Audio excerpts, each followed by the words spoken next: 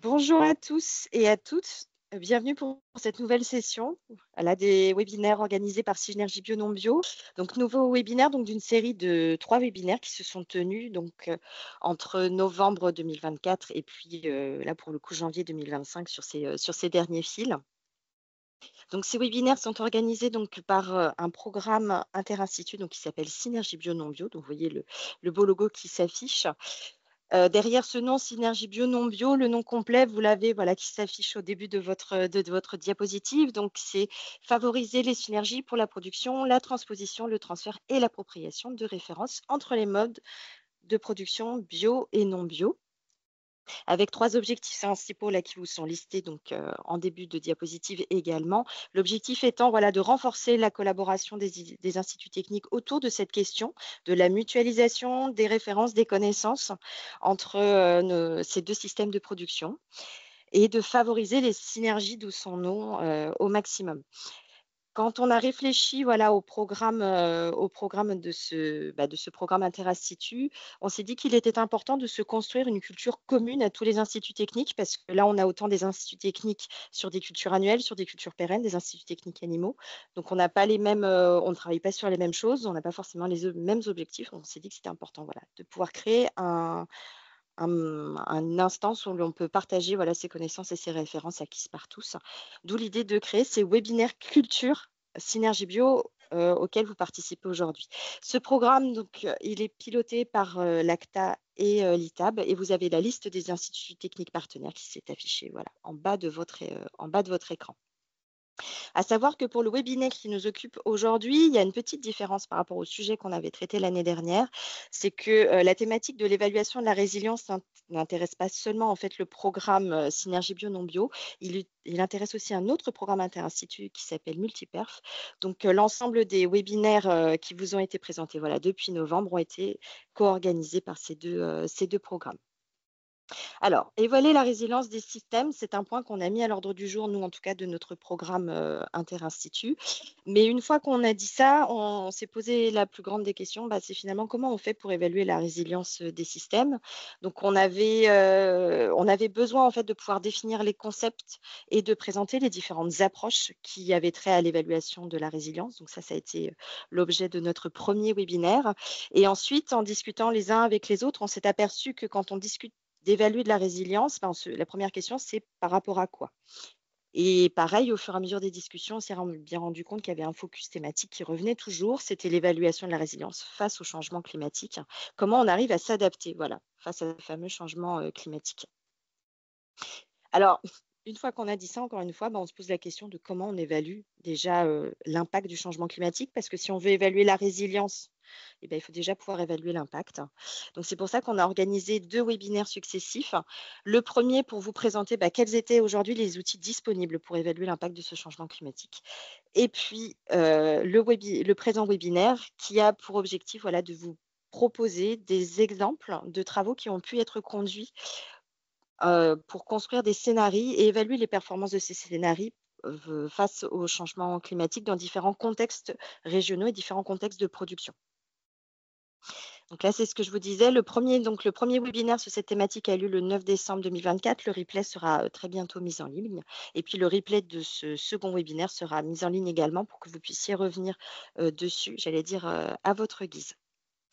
Donc, petite précision par rapport au déroulé du webinaire, juste avant que je laisse place aux différents intervenants. Donc, vous pouvez poser vos questions dans le chat, comme j'allais dire dans quasiment tous les webinaires, et je reprendrai ces questions à la fin de chaque exposé.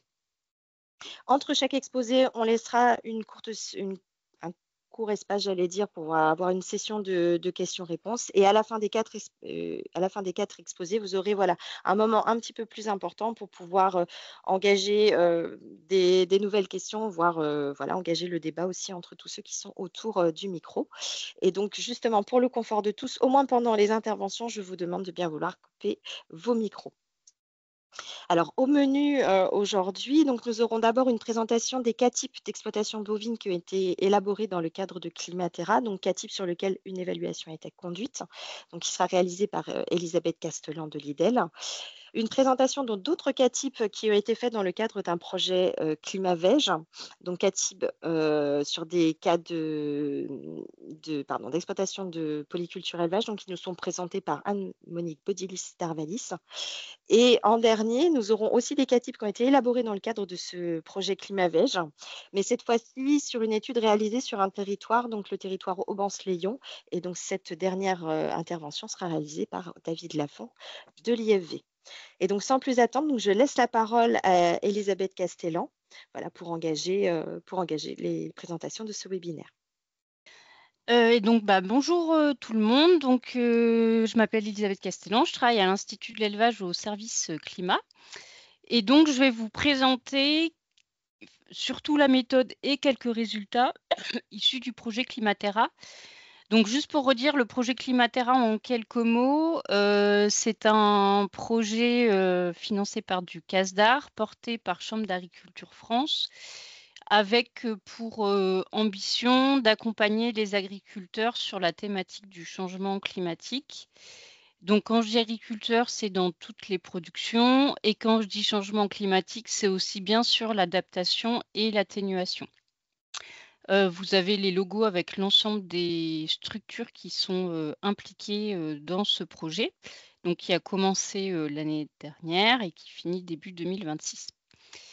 Et donc, dans ce projet-là, si ça veut passer, dans ce projet-là, les instituts techniques sont impliqués sur une action spécifique qui est l'intégration de leviers d'adaptation et d'atténuation au changement climatique dans 42 systèmes d'exploitation agricole pour représenter la diversité des contextes pédoclimatiques et de filières.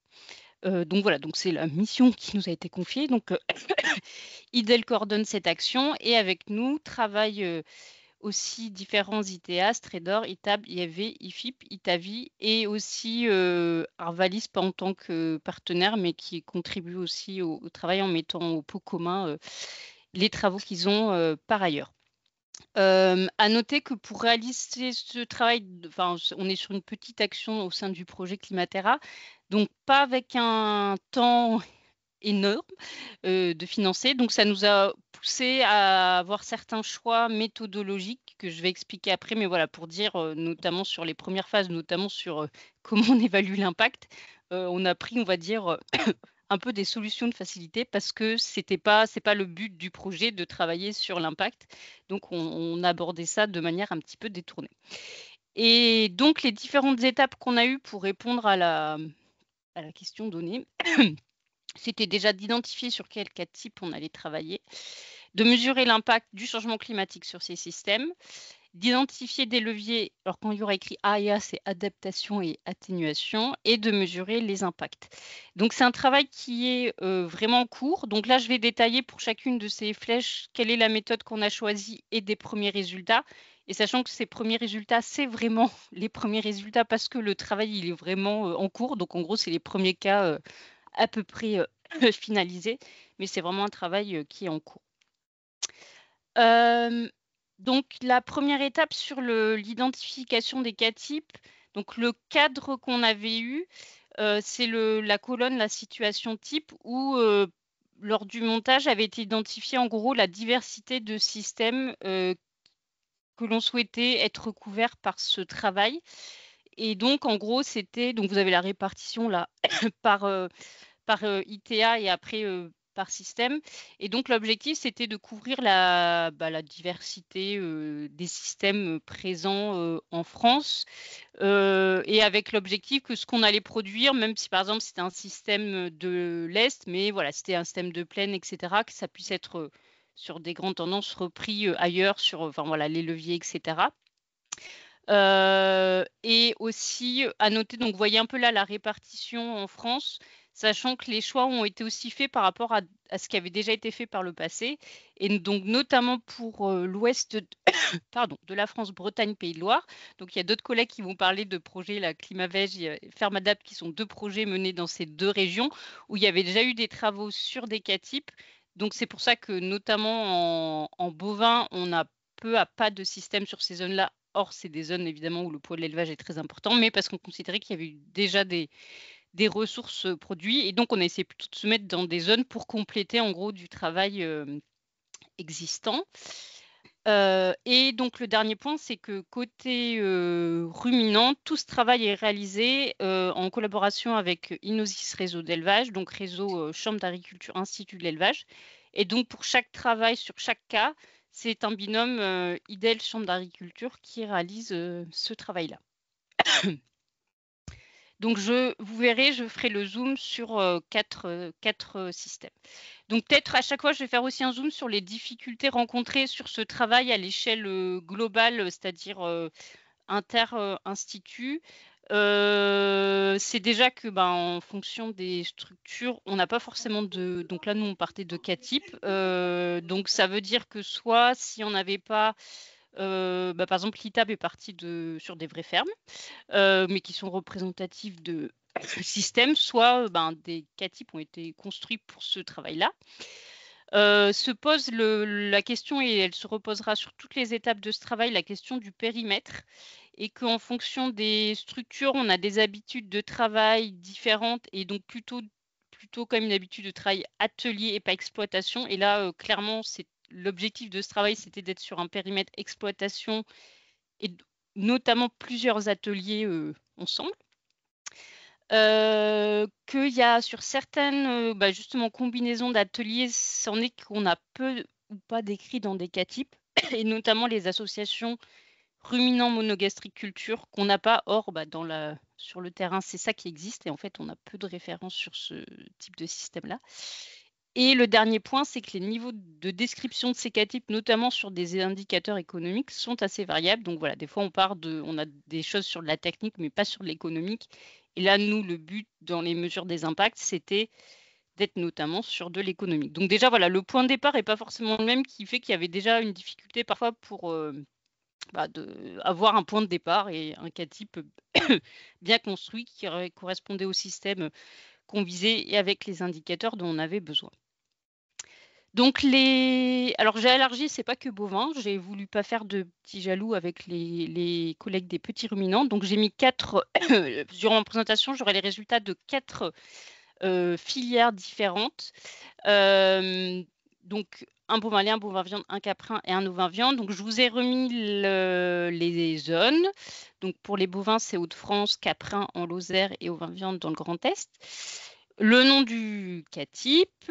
Donc là, vous avez globalement les 2 premiers, c'est des systèmes polyculteurs élevage, et les 2 derniers, c'est des systèmes spécialisés et plus herbagés pour les 2 derniers. Donc voilà, vous avez un peu les infos descriptives. Donc bovin lait, 138 vaches. Bovin viande, c'est un système naisseur-engraisseur avec engraissement de JB. Caprin, 280 chèvres. Et en ovin viande, il y a 1039 brebis. Donc ça, voilà, c'est tous les résultats, je vais vous les montrer pour ces 4 systèmes. Donc l'étape suivante, qui n'a pas été la plus facile, qui est un peu la question d'aujourd'hui, c'était comment on mesure l'impact du changement climatique sur ces systèmes.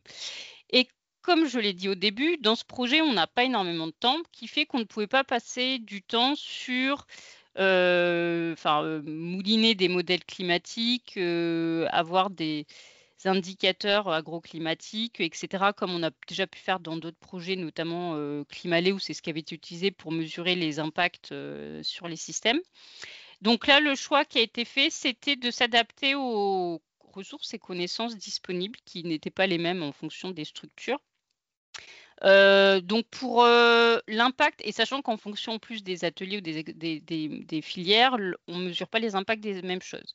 Donc il y avait le volet impact sur les animaux, qui était principalement repris pour les monogastriques, avec des modèles déjà existants en volaille de chair, poule pondeuse et en porc à l'engraissement, donc, et notamment produit dans le cadre de Climavège. Donc ça a été repris, mais qui fait que c'est posé la question en fait des espèces pour lesquelles il n'y a pas de référence, donc par exemple le canard, et de se dire comment on fait pour cela. Et sur l'impact sur les animaux, il y a peu ou pas de données en ruminant, ou encore incomplètes ou avec des incertitudes, qui fait que c'était compliqué pour côté ruminant de prendre en compte un impact sur les animaux. Donc là, à part un cas, sinon il y a ça fait pas partie de la mesure de l'impact. Et après, sur le volet impact sur les cultures, dans la plupart des cas, alors sachant que sur les cultures, c'est donc plutôt les systèmes notamment ruminants, sur les cultures fourragères, on est parti en fait de données historiques et donc de se baser sur 2022 en reprenant les données Inosis réseau d'élevage où on avait les évolutions de rendement notamment et compléter avec l'avis des ingénieurs Inosis départementaux qui avaient leur vision d'experts de comment s'était passé notamment cette année-là, pour en gros déterminer sur chaque zone quels ont été les aléas qu'on allait là reprendre, quelle année on allait reprendre avec une combinaison d'aléas, et leurs impacts avec par exemple combien on a perdu sur les premières coupes de foin, sur les récoltes d'ensilage, etc. pour modéliser en fait sur nos cas types l'impact des aléas. Et donc globalement, pour un peu dire qu'est-ce qui a été retenu en termes de type d'aléas, donc en monogastrique, c'était l'aléa stress thermique. En vigne, c'était le gel ou grêle. Et en ruminant, c'est principalement printemps, été sec et en fonction des zones, soit un automne favorable, soit un automne humide. Donc ça, c'est un peu pour dire le cadre général. Et donc pour dire là sur les 4 cas que je présentais tout à l'heure, donc en bovin lait, bovin viande basé là dans les Hauts-de-France, donc a été retenu une fin de printemps sec, un été chaud et sec et un automne humide. Et donc vous avez l'impact chiffré à droite qui a été retenu. Donc de nouveau, je redis, c'est issu de données Inosis, donc des vraies fermes en regardant 2022 comment ça s'est passé. Donc avec un impact sur l'herbe, sur le maïs et sur les cultures. Et donc, ça faisait un déficit fourrager de 15% en bovin lait et 18% en bovin viande. En caprin, donc qui est basé en Lozère, ils sont partis sur l'aléa printemps sec, été sec et chaud et automne favorable. Donc, eux, en termes d'impact, c'était de dire qu'il y avait des bonnes conditions pour les fauches précoces. Par contre, après, sur les repousses de printemps et d'été, c'était compliqué. Et donc, plus de sorties estivales et complémentation à loge. Et un déficit fourrager donc au global de 50% des besoins, donc très impactant. Et pour le cas ovin viande, donc qui est dans le Grand Est, ils sont partis sur printemps favorable, été sec et chaud, automne favorable. Et donc là, c'était vraiment la période été qui était impactée avec une diminution de la production d'herbe, le besoin d'affourrager au pré et en plus une baisse de rendement en foin. Et puis des baisses de rendement aussi sur les céréales, notamment plus marquées sur celles de printemps. Voilà. Donc, il fait que là, pour chaque cas, à partir de ces hypothèses, on a en gros dégradé le cas type en mettant ces baisses de rendement, etc. pour voir quel déficit fourrager ça donnait et après travailler sur les scénarios. Donc, pour les scénarios, chaque cas a 3 scénarios qu'on a essayé de faire crescendo en termes d'échelle temps et de complexité des leviers. Donc, le scénario 0, c'est en gros, on n'a rien fait. Alors, juste, il y a quelqu'un qui a un micro allumé, si vous pouvez l'éteindre. Merci. Donc, le scénario 0, c'est en gros l'éleveur, s'il n'a rien fait et qu'il y a un aléa, que fait-il? Donc, scénario vraiment court terme et un levier plutôt post-aléa en réaction. Et donc, ça sera un peu notre point de comparaison entre nos 3 scénarios. Le scénario 1, un petit peu plus moyen terme et anticipé pour le coup, avec un niveau de changement ou de modification intermédiaire en termes de complexité, remise en cause du système. Et un scénario 2, aussi moyen terme, mais avec un niveau de changement plus poussé et ou une combinaison de leviers plus importants, notamment un croisement de leviers troupeau et de leviers surface. Voilà. Sachant que les combinaisons dépendent un peu pour chaque cas type du système, de ce qui était possible de faire ou pas. Donc là, pour dire sur les difficultés rencontrées, et que, comme le travail est en cours, on est en plein dedans.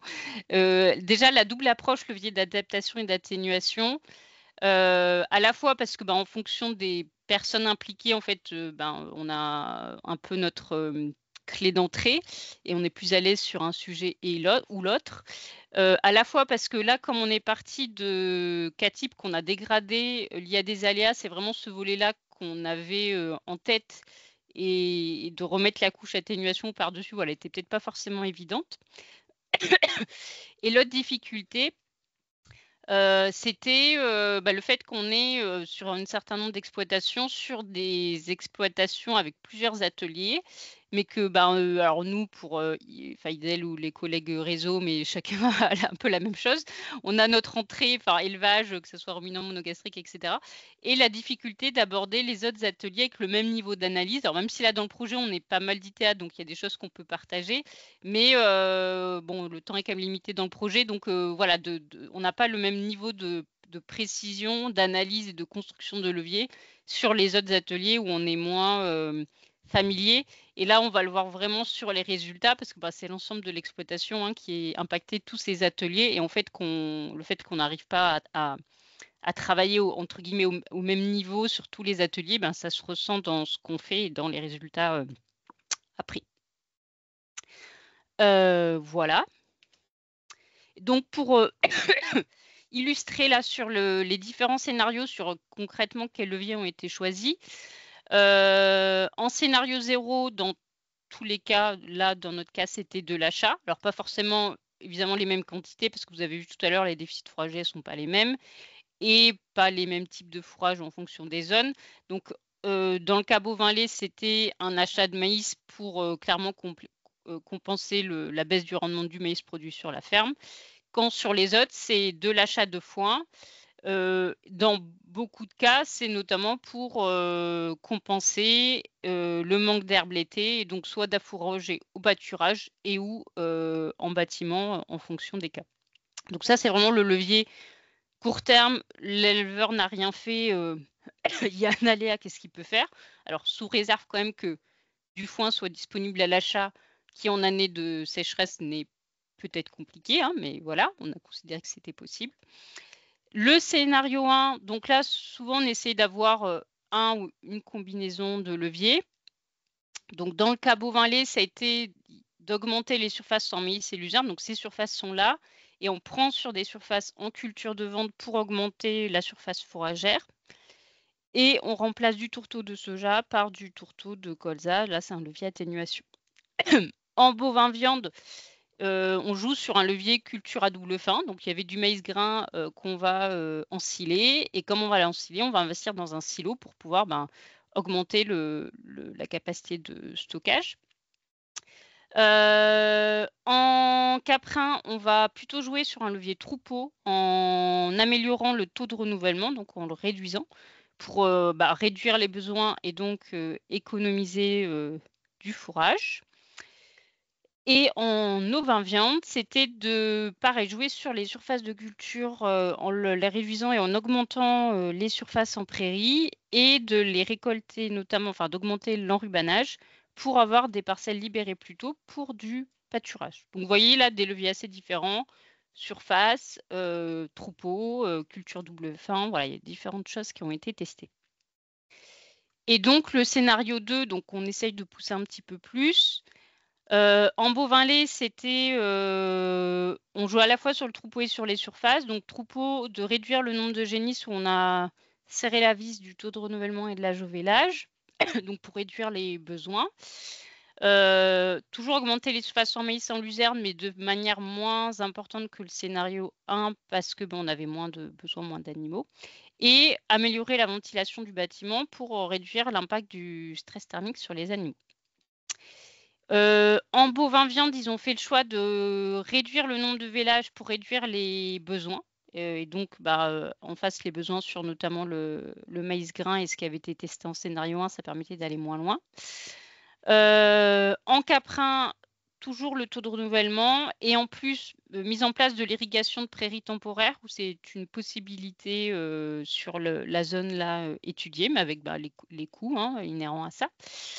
Et en ovin viande, ils sont allés encore plus loin. Eux, ils sont passés ils ont fait un changement de race pour être en race plus précoce, pour avoir une finition plus précoce des agneaux. Donc là, quand même, un changement plus marqué. Voilà.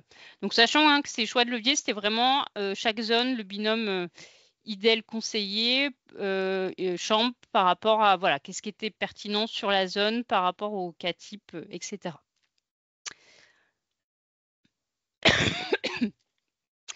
Et donc, sur le dernier étape, c'était donc la mesure des impacts.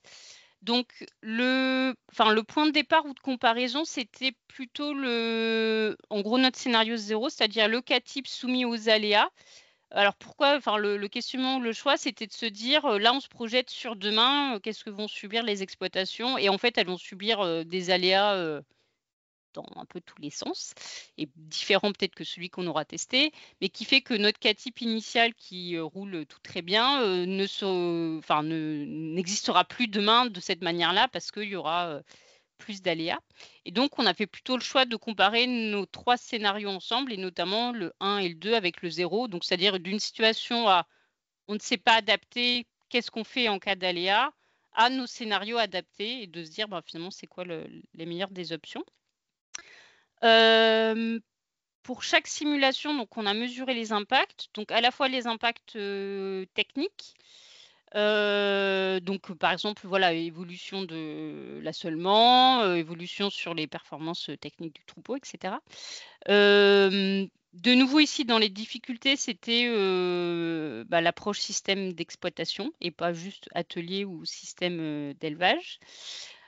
Et aussi le manque de finesse par saison, parce que là, quand on a fait calcul de déficit fourragé, alors on l'a un petit peu par saison, de dire printemps-été, mais c'est vrai que là, on n'a pas utilisé d'outils spécifiques, et notamment comment sont construits les cas types. On n'a pas forcément dedans un bilan fourragé par saison pour se dire finalement est-ce que par saison on arrive bien à couvrir les besoins. Donc là, c'était plus à dire d'experts en vérifiant, mais voilà, les outils ne sont pas forcément faits pour ça. L'impact économique, alors on est parti en conjoncture 2023 parce que quand on a fait le travail, c'était la dernière, mais ça joue beaucoup sur les résultats, notamment liés au prix des produits très élevés. Dans certains instituts, il n'y a pas forcément d'outils, ou des fois des outils un peu divers, etc. Donc c'est quelque chose un peu dur d'avoir des choses un peu homogènes et puis pas trop compliqué à utiliser. Pour certains ITA, c'était aussi de dire que déjà, il n'y a pas forcément d'habitude de calculer des indicateurs économiques, et on avait la difficulté d'avoir un indicateur économique commun. Donc, il a été retenu la marge brute. Et puis, ceux qui peuvent aller plus loin iront plus loin. Et alors, je fais un peu du teasing sur les résultats, mais sur ce que je vais montrer après. Mais les premiers résultats qu'on a, ça montre que quels que soient les scénarios et ou les systèmes, malgré qu'on a des scénarios qui permettent de s'adapter, d'avoir un équilibre fourragé, etc., on ne retrouve pas le revenu initial d'une situation sans aléa. Et donc, ça pose quand même la question de comment vont vivre les éleveurs demain, quoi, parce que des fois, on est sur des cas où le niveau de revenu était déjà pas très élevé, donc des fois, on passe même en négatif, donc c'est vraiment une grosse question.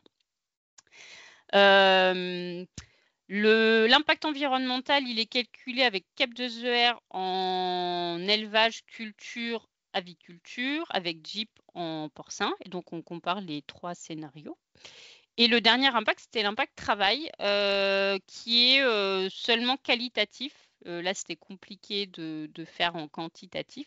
Mais on pose quand même la question et on essaie d'identifier les points qui peuvent être compliqués, bloquants, etc., notamment par rapport à des évolutions et des complexifications de systèmes. Voilà. Donc, les résultats pour les 4 systèmes. Donc là, en premier, alors j'ai mis à chaque fois là EBE et le revenu disponible par UMO exploitant. Alors globalement, un peu les temps ne sont pas exactement les mêmes dans tous, mais dans la plupart du temps, le BE, on va dire le plus bas, et pour le scénario 0, donc je redis avec achat. Donc là, on voit par exemple sur le bovin lait, c'est le scénario 2 qui permet le meilleur EBE, mais pas le meilleur revenu disponible, parce qu'en scénario 2, il y avait de l'investissement pour la ventilation de bâtiments, donc une annuité supplémentaire. Donc finalement, on est un peu kiff-kiff entre scénario 1 et scénario 2 en termes de revenus. Vous voyez, les écarts ne sont pas énormes. Sur le bovin viande, on est on passait en revenu disponible négatif, hein.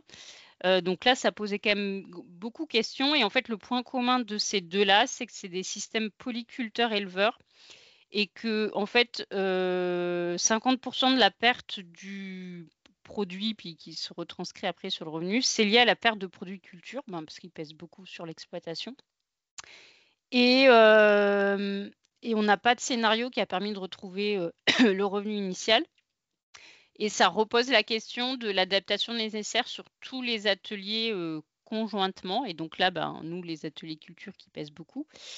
Et alors ça, c'est un peu la conclusion un peu pour tous les cas, mais on voit que les systèmes, ils vont être plus sensibles aux aléas et que ça va impacter les revenus. Et donc, ça pose la question, en fait, en termes de stratégie, d'anticiper sur des niveaux d'annuité et d'être moins moins limite ou moins élevé pour avoir un peu de souplesse et pouvoir assumer ces années où on sait que ça va faire un petit peu le yo-yo, même si on s'adapte en termes de pratique, ça compense un petit peu, mais pas entièrement.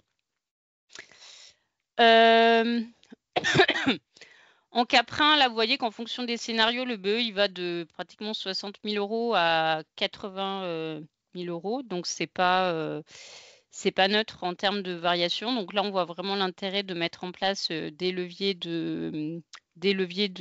d'adaptation. Et pareil à noter, donc j'ai pas remis le CATIP hors aléa, mais que malgré tout, ça ne permettait pas de retrouver le revenu initial du CATIP hors aléa. Voilà, et donc dans son cas, même le scénario 2, on est quand même encore à moins 27% de revenus par rapport à l'initial, donc c'est quand même pas neutre. Et le dernier cas, sur l'eau-vin viande, on voit que alors les écarts, ils ne sont pas très importants, mais le scénario 2 permet d'avoir un revenu disponible un petit peu meilleur, mais on est à 10% inférieur par rapport au revenu initial hors aléa. Donc il y a quand même cette question de voilà, de maintien du revenu des éleveurs, quoi. Donc ça, c'était sur le volet économique. Sur le volet environnemental, alors il est en cours, là, vous voyez que je ne l'ai que pour 2 cas.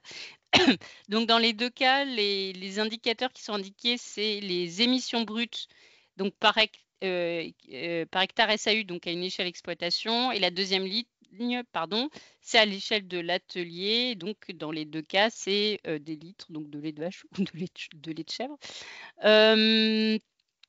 Alors là, c'était un peu, quand on a fait ce travail, on avait un peu peur, parce que comme j'ai dit, quand on a travaillé sur les leviers, les leviers atténuation, il venait un peu en deuxième pensée. Donc c'est un peu la surprise de voir quand on allait passer les scénarios dans Cap 2R, est-ce qu'on allait améliorer ou pas. Globalement, oui, c'était plutôt la bonne surprise.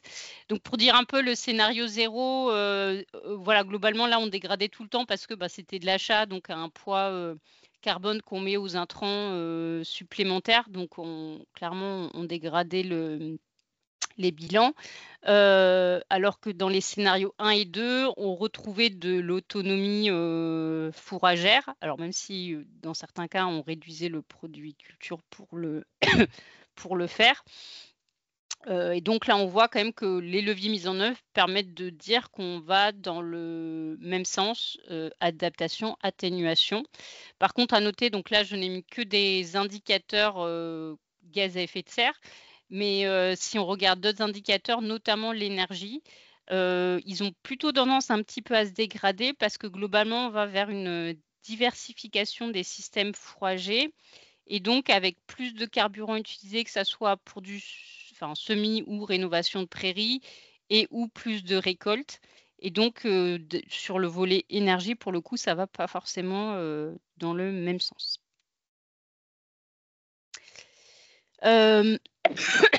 Donc, ce travail, il est vraiment en cours et l'objectif, c'est qu'il soit finalisé pour la fin du premier trimestre 2025. Si tout va bien, je pense que ça va déborder un petit peu. Mais donc, sachez que pour toute la liste là, des cas types que j'ai montré au début, il y aura des résultats. Donc, on aura à chaque fois 4 pages. Il y aura 2 autres plaquettes pour approfondir la méthodologie utilisée et l'impact travail.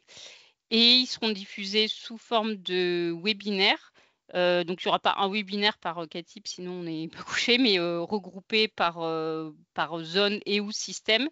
Donc les premiers vont commencer début mars. Et puis on profitera sûrement des événements des salons pour présenter aussi les résultats. Et j'ai terminé, j'ai à peu près tenu le timing. Est-ce que vous avez des questions? Alors, je me fais porte-parole. Il y a une petite remarque dans le chat qu'il faudrait rajouter le logo IDEL pour le projet parce que l'idée, voilà, mais que je pense que vous vous êtes oublié quand vous avez réalisé le PowerPoint. Il doit être au Euh, début, mais je ne l'ai pas remis après. Ouais. Sinon, il y a une question donc, pour revenir en fait sur les méthodes de calcul en fait au niveau du bilan de l'impact économique, pardon. Qu'est-ce que vous avez utilisé finalement pour pouvoir faire ce calcul? Donc vous avez utilisé, donc vous en parliez à un moment, l'impact j'allais dire sur les systèmes fourragers et sur les cultures, donc en baisse de rendement, j'allais dire. Puis ensuite après il y a du fait que vous avez des substitutions entre notamment culture et prairies, voilà les Ouais. productions en tant que telles ont baissé et vous avez utilisé l'impact sur les animaux. Mais voilà, il y avait cette question-là. Ouais. Comment vous avez fait au final pour vous débrouiller avec tout ça? Ouais, OK. Donc, en fait, là, pour nous, chaque cas type, en fait, est décrit avec son, en gros, compte de résultat, donc initial avec ses produits, ses charges opérationnelles, ses charges de structure, ses annuités, ses amortissements. Et donc, pour chaque scénario, en fait, on a changé s'il y avait des produits en plus ou en moins, donc par exemple, produits culture en moins, les changements sur les charges opérationnelles avec des achats en plus, par exemple, de foin, etc. S'il y avait, je sais pas, des semences en plus, etc.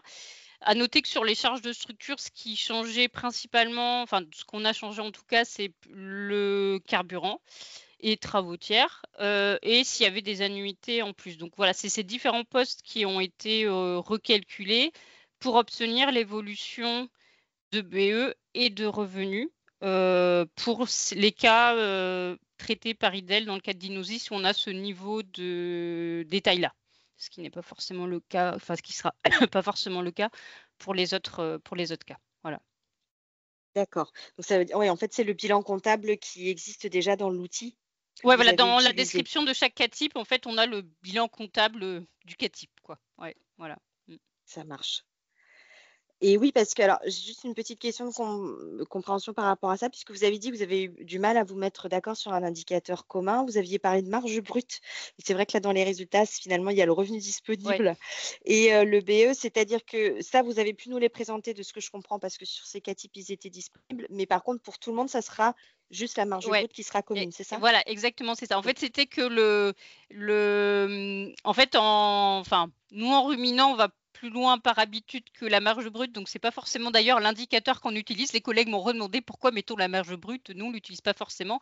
Mais pour les instituts techniques qui n'avaient pas l'habitude de calculer des indicateurs économiques, en gros, c'était ce qui était atteignable et réaliste à calculer parce qu'ils l'ont pas déjà. Enfin, voilà. Donc, ça sera vraiment effectivement l'indicateur commun qu'on a tous. Alors, sachant que c'est marge brute, l'indicateur commun, mais qu'en fonction des filières, il ne s'exprimera pas de la même manière parce qu'il y en a, c'est par hectare. Il y en a, c'est par tête. Il y en a, c'est par, alors je sais plus, c'était en porcin ou en poussin, c'est la marge poussin. Enfin voilà. Donc c'est bien le même indicateur en termes de qu'est-ce qu'on prend en compte dedans. Par contre, le diviseur ne sera pas le même. Donc c'est pas forcément un comparable entre tous, mais c'est de se dire d'être au moins sur la même définition d'un indicateur économique commun. Donc effectivement, j'aurais pu le remettre là, mais voilà, comme en ruminant, c'est pas forcément celui-là dont on parle, je l'ai pas remis, mais il sera bien présent pour tous, ouais. D'accord. Et j'avais juste une petite question parce que vous avez dit que finalement l'impact économique, vous l'aviez, calculé en prenant un scénario, pardon, de prix 2023. Est-ce qu'il est prévu, mais peut-être c'est un peu trop gros pour le temps disponible, de prendre, différents scénarios de prix, un prix, j'allais dire un prix bas, moyen et haut, pardon? C'est une très bonne question. On a beaucoup débattu de cette question-là et on s'était dit que et pour le coup là, on l'a pas encore fait, mais qu'on ferait peut-être des matrices de gains. pour Ok. montrer l'impact de la conjoncture sur les résultats, sur les gros postes qui variaient le plus, pour bien nuancer un peu ça. Parce que pour donner un peu un exemple, là, on est notamment en bovin lait, on a des scénarios 2 quand on baisse, par exemple, le taux de renouvellement, où on baisse le nombre des réformes, où économiquement, c'est pas forcément intéressant, parce que le prix des réformes, il est très élevé en ce moment. Et donc, on y perd. Donc, c'est un scénario où il y a 3 ans, on serait très gagnant et cette année, ce n'est pas le cas. Donc, voilà. Mais c'est vrai qu'on s'était dit qu'on ferait des matrices de gains. On ne l'a pas fait, mais c'est encore possible de le rajouter. D'accord. Eh ben, écoutez, je ne vois pas d'autres questions dans le chat. Donc, je vous remercie beaucoup pour cet exposé très clair et qui donne déjà des pistes aussi de voilà, les choix qu'il faut faire à un moment ou à un autre pour essayer d'avancer.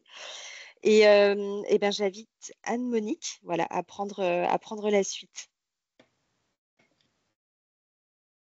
Bien, bonjour à tous. Donc, je suis Anne-Monique Baudilis. Je travaille à Arvalis en région Pays de la Loire. Je suis basée sur la station d'Ajaillère, donc à côté d'Angers, pour ceux qui connaissent. Pas loin de chez David, qui va s'exprimer après.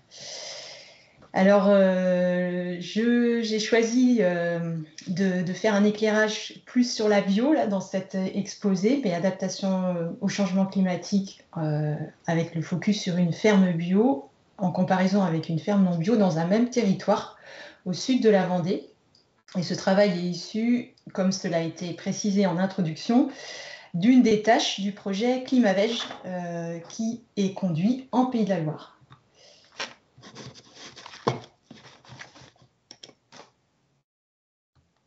Alors Climavège, j'ai mis une diapo, je le passe très très vite, mais pour dire que c'est un gros projet. Donc comme ça, je gagne du temps sur la présentation de David peut-être. Un gros projet, 82 partenaires. Il est coordonné par VG Police Vallée, donc le pôle de compétitivité.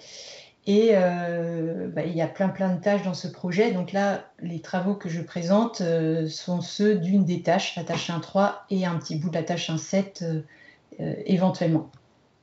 Alors, qu'est-ce que nous avons fait dans cette action-là ?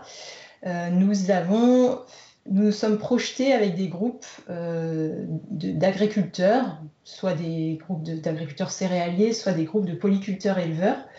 Donc, vous voyez, il y a eu 7 territoires sur lesquels nous avons travaillé, en Bretagne et en Pays de la Loire. Et nous, aujourd'hui, nous allons faire un focus sur le sud de la Vendée, donc le dernier là, qui est affiché culture conventionnelle bio. Donc l'idée, c'était de réunir dans chaque territoire un petit groupe d'une dizaine d'agriculteurs avec leurs techniciens d'un organisme économique ou de plusieurs organismes économiques. C'était important pour nous d'avoir la vision sur les débouchés parce que vous verrez que dans les scénarios d'adaptation au changement climatique, nous avons fait évoluer les cultures et parfois les tailles d'exploitation. Et donc, des techniciens économiques et des techniciens du développement et des collègues d'instituts techniques concernés par les secteurs. Donc, par exemple, sur la Vendée, nous travaillons avec les collègues de Terre Innovia, avec la CAVAC et avec la Chambre d'agriculture des Pays de la Loire.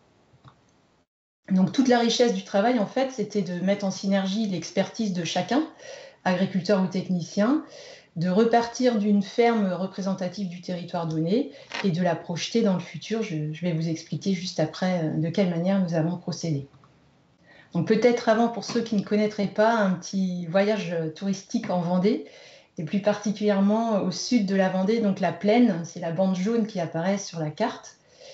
Et je vais vous donner une photo de ces territoires. Alors c'est un territoire essentiellement grande culture.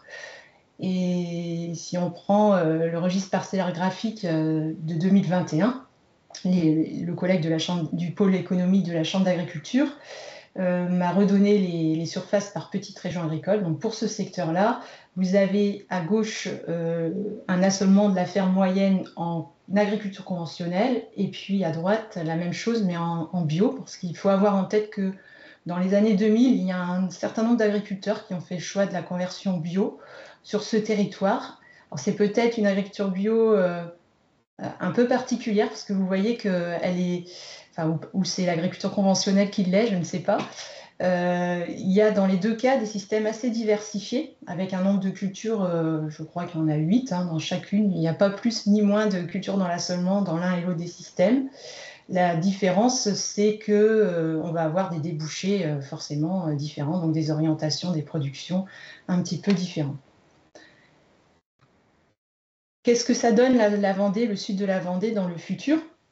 Ça donne, bon, je vais aller très vite, mais vous avez rappelé dans le tableau là, en gros à peu près autant de pluie. Donc quand on se projette sur la période 2040-2060, hein, en comparaison avec le passé récent, ça c'est les données météo France DRIAS 2020.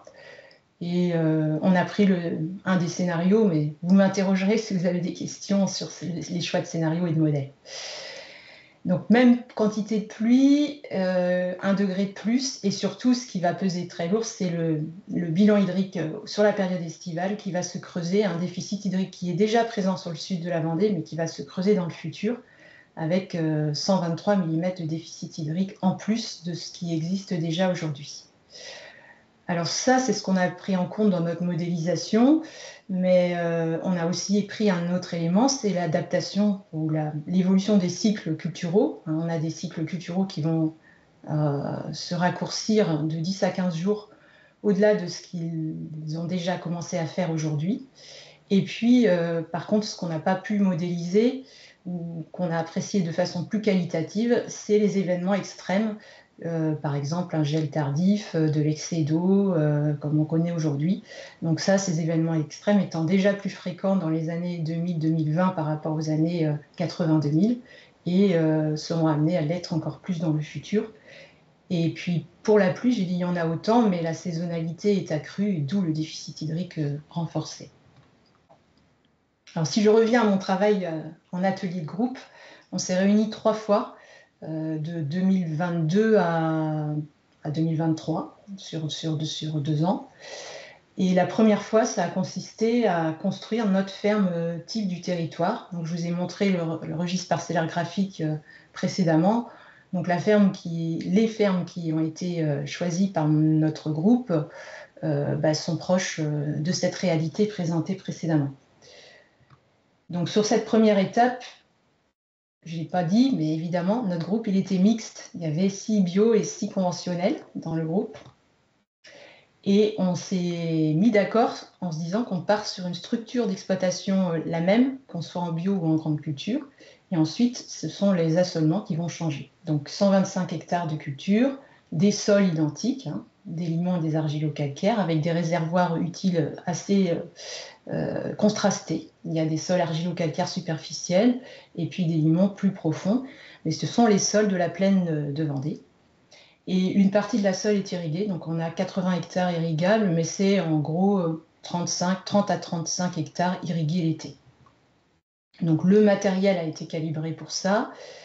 Il y a déjà en Vendée une gestion collective de l'eau, donc on s'est calé sur ce qui se faisait dans ce territoire-là, à savoir des volumes alloués par exploitation, donc ici 75 000 m3, et la moitié sont prélevés dans la ressource quand on a besoin d'irriguer, donc c'est-à-dire de la nappe, mais une autre partie est stockée l'hiver dans des retenues collinaires qui avaient été construites dans les années 2000, début des années 2000, et ce qui permet de déconnecter les prélèvements en période d'étiage et de moins peser sur la ressource en été. Et donc sur cette ferme, 2 enrouleurs, ou sur ces fermes plutôt, 2 enrouleurs. Alors qu'est-ce qui se passe quand on est en conventionnel? Vous avez le tableau des cultures pratiquées sur notre ferme initiale, à gauche, et puis la même chose en bio à droite. Retenez qu'il y a des cultures à forte valeur ajoutée hein, qui apparaissent là en orangé sur l'écran. Donc pour le conventionnel, c'est bien sûr ce qui fait le gros du revenu. Bon, il y a bien sûr tout le maïs grain, mais le blé dur et le maïs semence sont des cultures à plus haute valeur ajoutée. On ne sait pas que les autres sont pas intéressantes, mais c'est quand même sur celle-là qu'il y a une attention plus particulière qui est portée vu les prix de vente. Et puis en bio, la même chose pour le blé dur. Et puis on a les fameuses mogettes de Vendée bio ou du haricot vert bio qui est produit sur ces territoires. La lentille également, mais avec des revenus plus aléatoires. Alors ensuite, deuxième étape du travail, on est parti de ces fermes-là pour modéliser un certain nombre d'indicateurs sous contrainte hydrique. Donc, vous avez eu, si j'ai bien compris, le webinaire du mois de décembre qui a présenté les outils. Donc, peut-être que ça avait été l'occasion de présenter l'outil Azalée, qui est un outil qui nous permet de se projeter, enfin de comparer ou de simuler des indicateurs pour différents assolements sous double aléa, l'aléa climatique d'une part et l'aléa économique avec des différents scénarios de prix. Donc pour l'aléa climatique, on part de notre ferme dans les sols, donc le modèle rentre toutes ces données d'entrée, l'assolement, les sols de l'exploitation, les itinéraires techniques, la façon dont est pilotée l'irrigation, le parc matériel, donc à partir de l'itinéraire technique et le parc matériel, on a pu calculer des charges opérationnelles et des charges de structure. Et ensuite, on a aussi les niveaux de production des cultures dans la vraie vie actuelle qui sont des repères. Alors, le modèle a capacité, en prenant de la météo sur 20 ans, de simuler les rendements des cultures et en réponse à l'eau disponible. Donc, on prend en compte le paramètre eau disponible et on regarde si les cultures ont des besoins en eau satisfaits. Donc, on fait un bilan hydrique. Et si le bilan en eau est insuffisant, le rendement est pénalisé, d'autant il y a des fonctions de réponse du rendement à l'eau disponible pour les cultures. À partir de là, différents prix de vente, on peut calculer des résultats économiques avec la variable qui nous intéresse, c'est le reste à vivre pour l'agriculteur. Donc nous, on s'est intéressé ici à la marge nette. Donc toute charge déduite au niveau des charges opérationnelles, des charges de structure. Autre indicateur, alors si peut-être préciser aussi qu'on a fait tourner donc 20 années climatiques du passé, sur la période 80-2000 en prenant la modélisation Météo France Trias, et puis la même chose mais dans le futur, 2040-2060. Donc sur ces 20 années climatiques du passé et ces 20 années climatiques du futur, on a une variabilité en termes de climat et donc de rendement des cultures et donc de résultats économiques. Pour les prix, en revanche, on reste sur les prix de charge des intrants, je veux dire, on reste sur un référentiel qui ne bouge pas pour ne pas tout faire bouger à la fois. Après, donc, il y a un certain nombre d'indicateurs qui apparaissent à l'écran. Selon les groupes, on n'a pas actionné les mêmes indicateurs. Donc là, je vous parle du Sud-Vendée, il n'y a pas d'élevage, donc on ne va pas s'intéresser à la surface en herbe ou à l'équilibre du bilan fourrager, mais on va s'intéresser aux indicateurs économiques de temps de travail, d'autonomie en azote et de capacité à maîtriser le désherbage. Je vais y revenir. Et puis, bien sûr, l'indicateur autour de la consommation en eau pour l'irrigation. Donc, suite à cette étape de modélisation, les agriculteurs ont pu réagir sur les premiers résultats. On a réajusté des choses et on a donc fait un état des lieux de la ferme telle qu'elle est aujourd'hui, dans le passé et dans le futur. Et puis ensuite, on a simulé différents scénarios d'adaptation choisis par les groupes. Alors, on parle climat, mais il faut avoir en tête que dans chacun des groupes, d'ailleurs, le Sud-Vendée, mais pas que, il y a eu d'autres éléments qui ont été pris en compte. Pour justement définir ces scénarios, ils avaient en arrière-fond, en background, un certain nombre d'éléments qui apparaissent à l'écran. J'ai essayé de les résumer comme ça.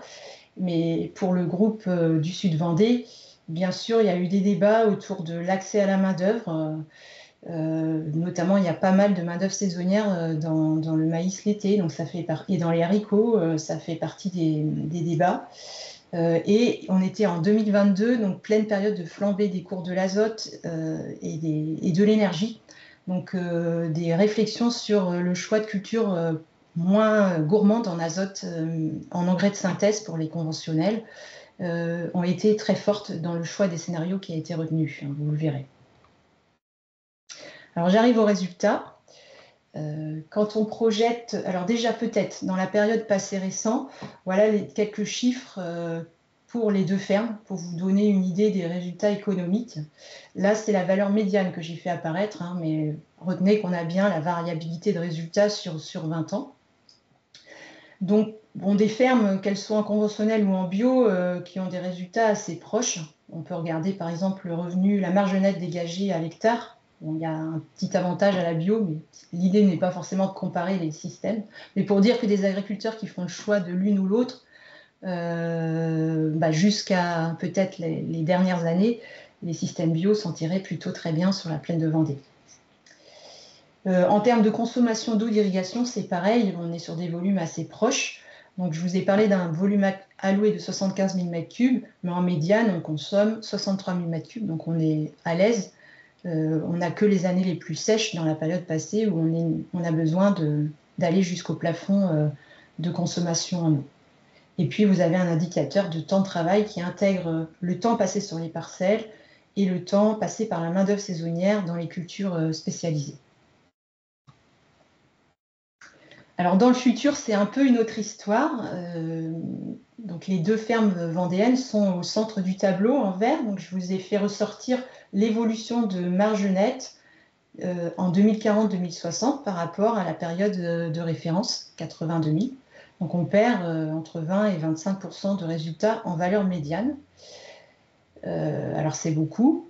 Et puis, j'ai gardé pour information les autres fermes grandes cultures sur lesquelles on a travaillé. Donc, vous voyez qu'il y en a une qui est très pénalisée, c'est la vallée de la Sarthe, où on a des sols très superficiels et des cultures avec moins de valeur ajoutée. Et donc, si on ne change rien, on perd 50% de résultats.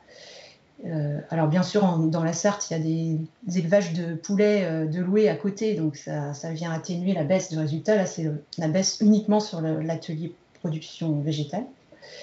Et puis la vallée de l'Authion en culture spécialisée qui perd 15% de résultats. Donc en Vendée, on est intermédiaire, mais le revenu est uniquement basé sur les grandes cultures ici, dans ces fermes-là. La même chose sur le plan de la consommation en eau. Donc vous avez la ferme conventionnelle ici, aujourd'hui et demain. Alors, je vous ai laissé la variabilité de consommation sur les 20 années 80-2000 ici et puis 2040-2060 ici, avec la valeur médiane qui est affichée là. Donc ça veut dire 19% d'eau en plus sur la ferme conventionnelle et puis 14% d'eau en plus sur la ferme bio, si on ne change rien et à parc d'irrigation constant. Alors là, clairement, dans cette situation, dans les deux, le volume alloué de 75 000 m3 est limitant et ne permet pas donc de préserver la production des cultures. Et donc, ça fait que ça explique le résultat économique dégradé aussi plus haut. Alors, on a fait l'exercice pour information de regarder si on n'avait pas ce plafond de 75 000 m3, qu'est-ce qui se passe? Est-ce qu'on arrive à compenser? Oui, on arrive à moins dégrader les résultats économiques de quelques pourcents ici, on arrive à 19% ici et à 16% ici de mémoire sur la bio. Mais il faut 26% d'eau en plus en bio et 40% d'eau en plus en conventionnel pour arriver à remonter, à moins baisser la perte de marge nette ici. Alors, par rapport à ça, les agriculteurs, évidemment, ont dit qu'est-ce qu'on change pour éviter cette baisse de résultats. Et ils ont eu des scénarios, alors peut-être pas assez courageux ou audacieux, vous allez peut-être me faire la remarque, mais le premier réflexe a été de dire on va essayer de changer le moins de choses possible, on maintient la trajectoire actuelle, et puis comme on voit qu'on perd de la marge, le premier réflexe c'est de se dire on va s'agrandir, on a encore un peu de possibilités d'occupation de notre temps, donc il y a un UTH sur la ferme, mais on est capable d'absorber une surface supplémentaire, donc pas la même en bio qu'en conventionnel, mais les deux systèmes ont choisi de s'agrandir en partie pour absorber cette baisse ou compenser cette baisse de résultats, et puis de garder une diversification des cultures, voire de l'accentuer, ou plutôt de l'orienter vers des cultures moins gourmandes en eau, notamment en développant la sole d'oléoprotéagineux sur les exploitations. Après, le conventionnel a eu un scénario que j'ai appelé sobriété en eau et en intrants azotés. Donc, je vous ai dit, en 2022, flambée des prix des engrais. Donc, ça les a fait beaucoup réfléchir. Donc, ils se sont dit comment on arrive à être moins dépendant, être un peu plus autonome. Bon, c'est assez limité sur cette structure d'exploitation, les possibilités, on le verra. Et puis, le baisse de la ressource en eau, ils sont réalistes, ils se disent que dans le futur, les volumes d'eau vont pas forcément être... il y aura plus de conflits sur l'usage de l'eau, Donc l'idée, c'est on s'agrandit sans récupérer d'eau d'irrigation. Donc ça fait 30% d'eau en moins disponible sur l'exploitation par rapport à la structure actuelle. Et puis en bio, il y a eu peut-être là un scénario plus iconoclaste qui a consisté à dire on va réduire notre surface cultivée pour mieux irriguer les cultures présentes. Donc au lieu d'être à 125 hectares, on cède 25 hectares, mais on garde le quota d'eau. On se posera du coup la question de qu'est-ce qu'on fait des 25 hectares qui perdent leur quota d'eau et qui vont retourner dans le marché, mais pour faire de la production en sec. Alors qu'est-ce que ça donne ? Je vais projeter la ferme conventionnelle avec un certain nombre d'indicateurs qui apparaissent à l'écran. Consommation en eau d'irrigation, marge nette des productions végétales, mais de l'exploitation puisqu'il n'y a que ça dans ce cas-là. Temps de travail en relatif par rapport à la période actuelle, emploi direct. Autonomie en azote, alors c'est un indicateur que l'on a apprécié en prenant la part des cultures qui fournissent de l'azote dans le système, donc la part des légumineuses. Et puis on a aussi donné un petit bonus au colza, qui est un précédent plutôt favorable. Et maîtrise du désherbage, on l'a apprécié sur le ratio culture d'automne, culture d'hiver, donc capacité à mieux maîtriser les mauvaises herbes dans la rotation par une rotation équilibrée. Donc ça, c'est exprimé par rapport à la période passée récente, comment ça évolue dans le futur. Donc ça, c'est les chiffres que j'ai présentés juste avant. Hein. Vous retrouvez dans le futur 19% d'eau en plus consommée avec le plafond du volume alloué, un résultat qui se dégrade de 20%, un temps de travail qui est stable. Je suis sur une ferme pas très autonome parce qu'il y a des cultures gourmandes en intrants, en engrais de synthèse. Et par contre, j'ai l'avantage d'avoir une rotation très équilibrée entre culture d'été et culture d'hiver. Et du coup, plutôt un atout pour la maîtrise du désherbage.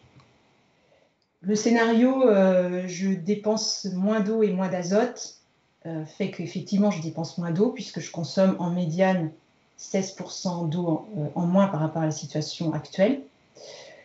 Ma marge s'améliore, mais c'est l'effet agrandissement, hein, puisque je suis passée de 125 hectares à 200 hectares et j'ai changé mon assolement. Je n'en fais pas rentrer dans les détails, mais retenez qu'il y a des pois protéagineux qui arrivent, il y a un peu plus de tournesol et de colza, et surtout on a arrêté le blé dur, jugé plus gourmand en azote. Donc ça va avoir un impact sur les filières, mais pour l'exploitation, c'est pas forcément trop grave parce qu'elle compense par l'agrandissement. Donc elle s'en sort plutôt avec un résultat amélioré par rapport à la situation initiale d'un point de vue économique. En revanche, il faut absorber un temps de travail supplémentaire de 14%.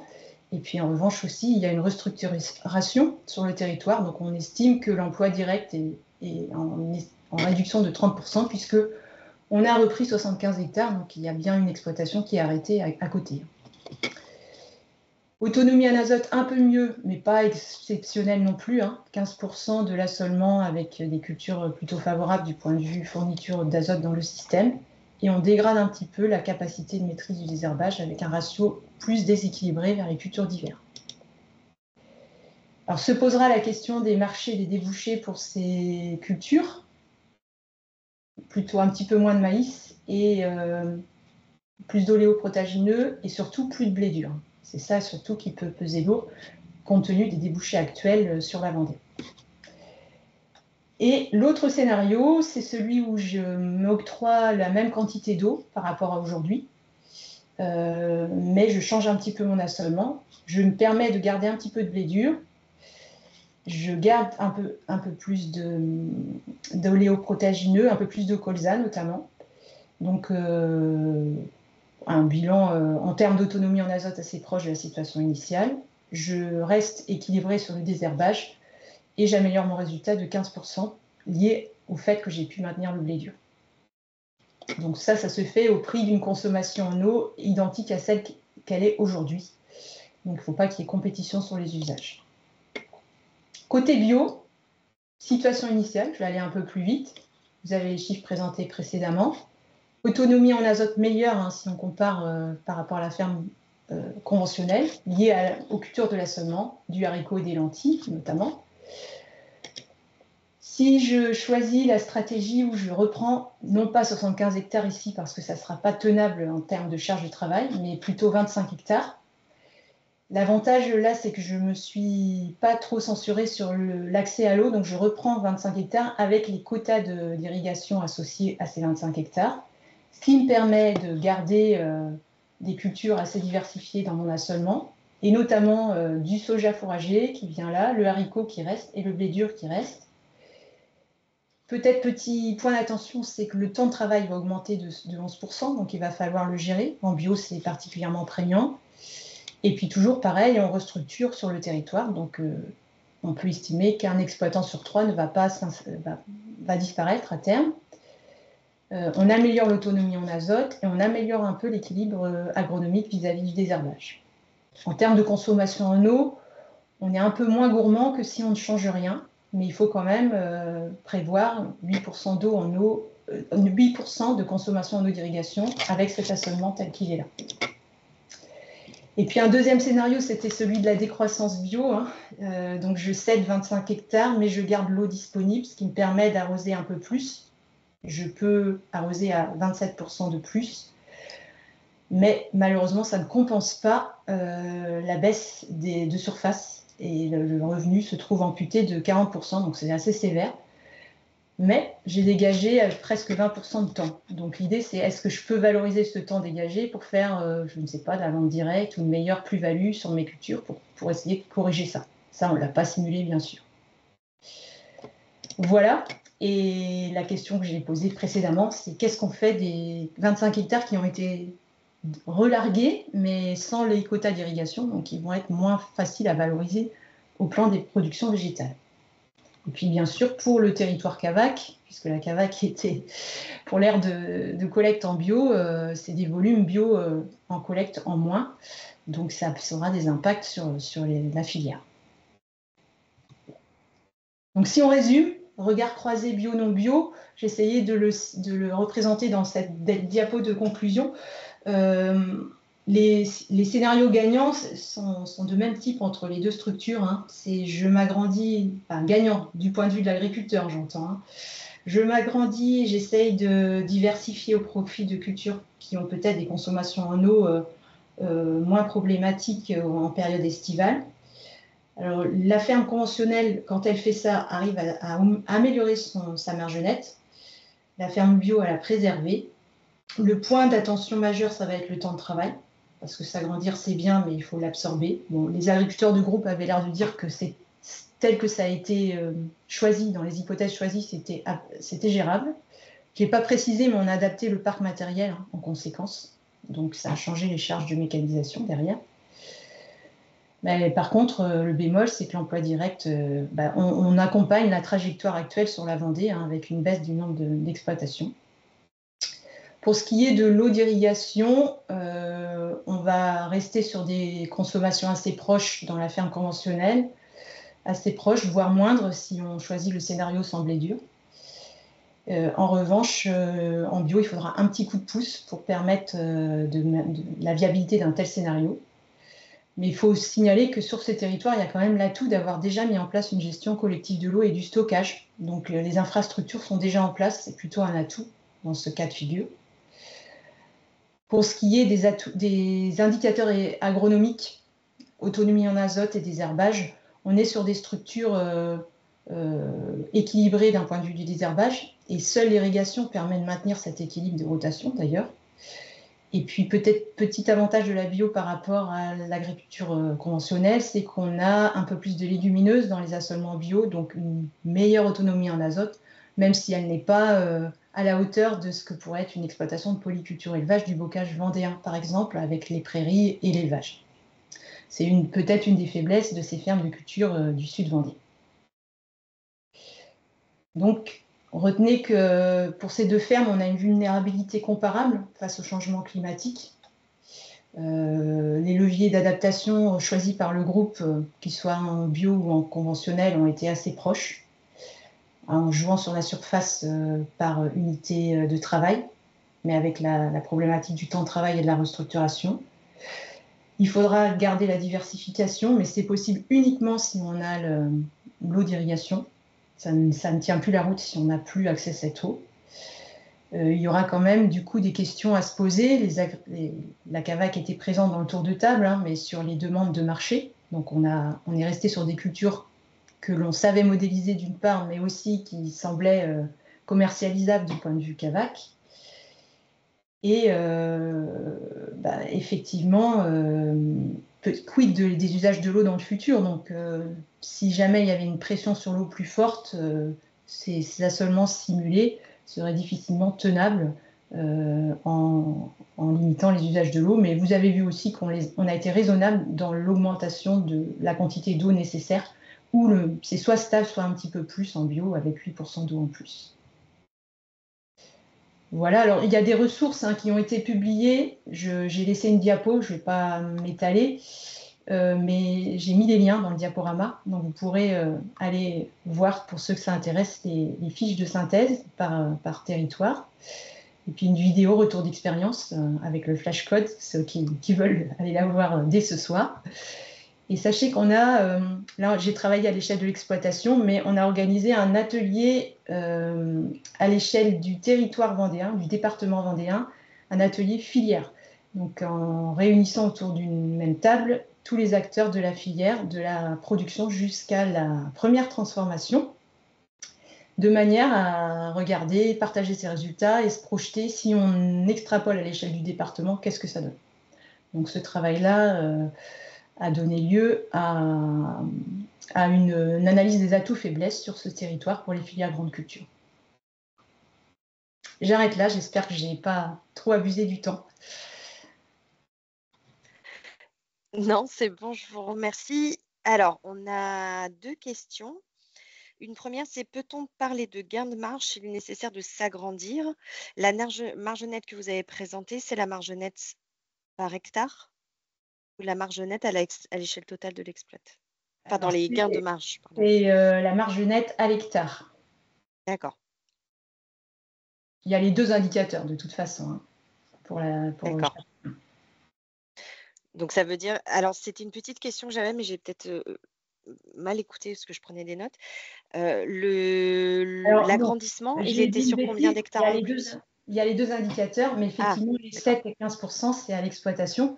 Alors effectivement, c'est le revenu pour l'agriculteur pour ce total d'exploitation. À l'hectare, c'est pas forcément, ça peut être une marge nette plus faible, compensée par la surface.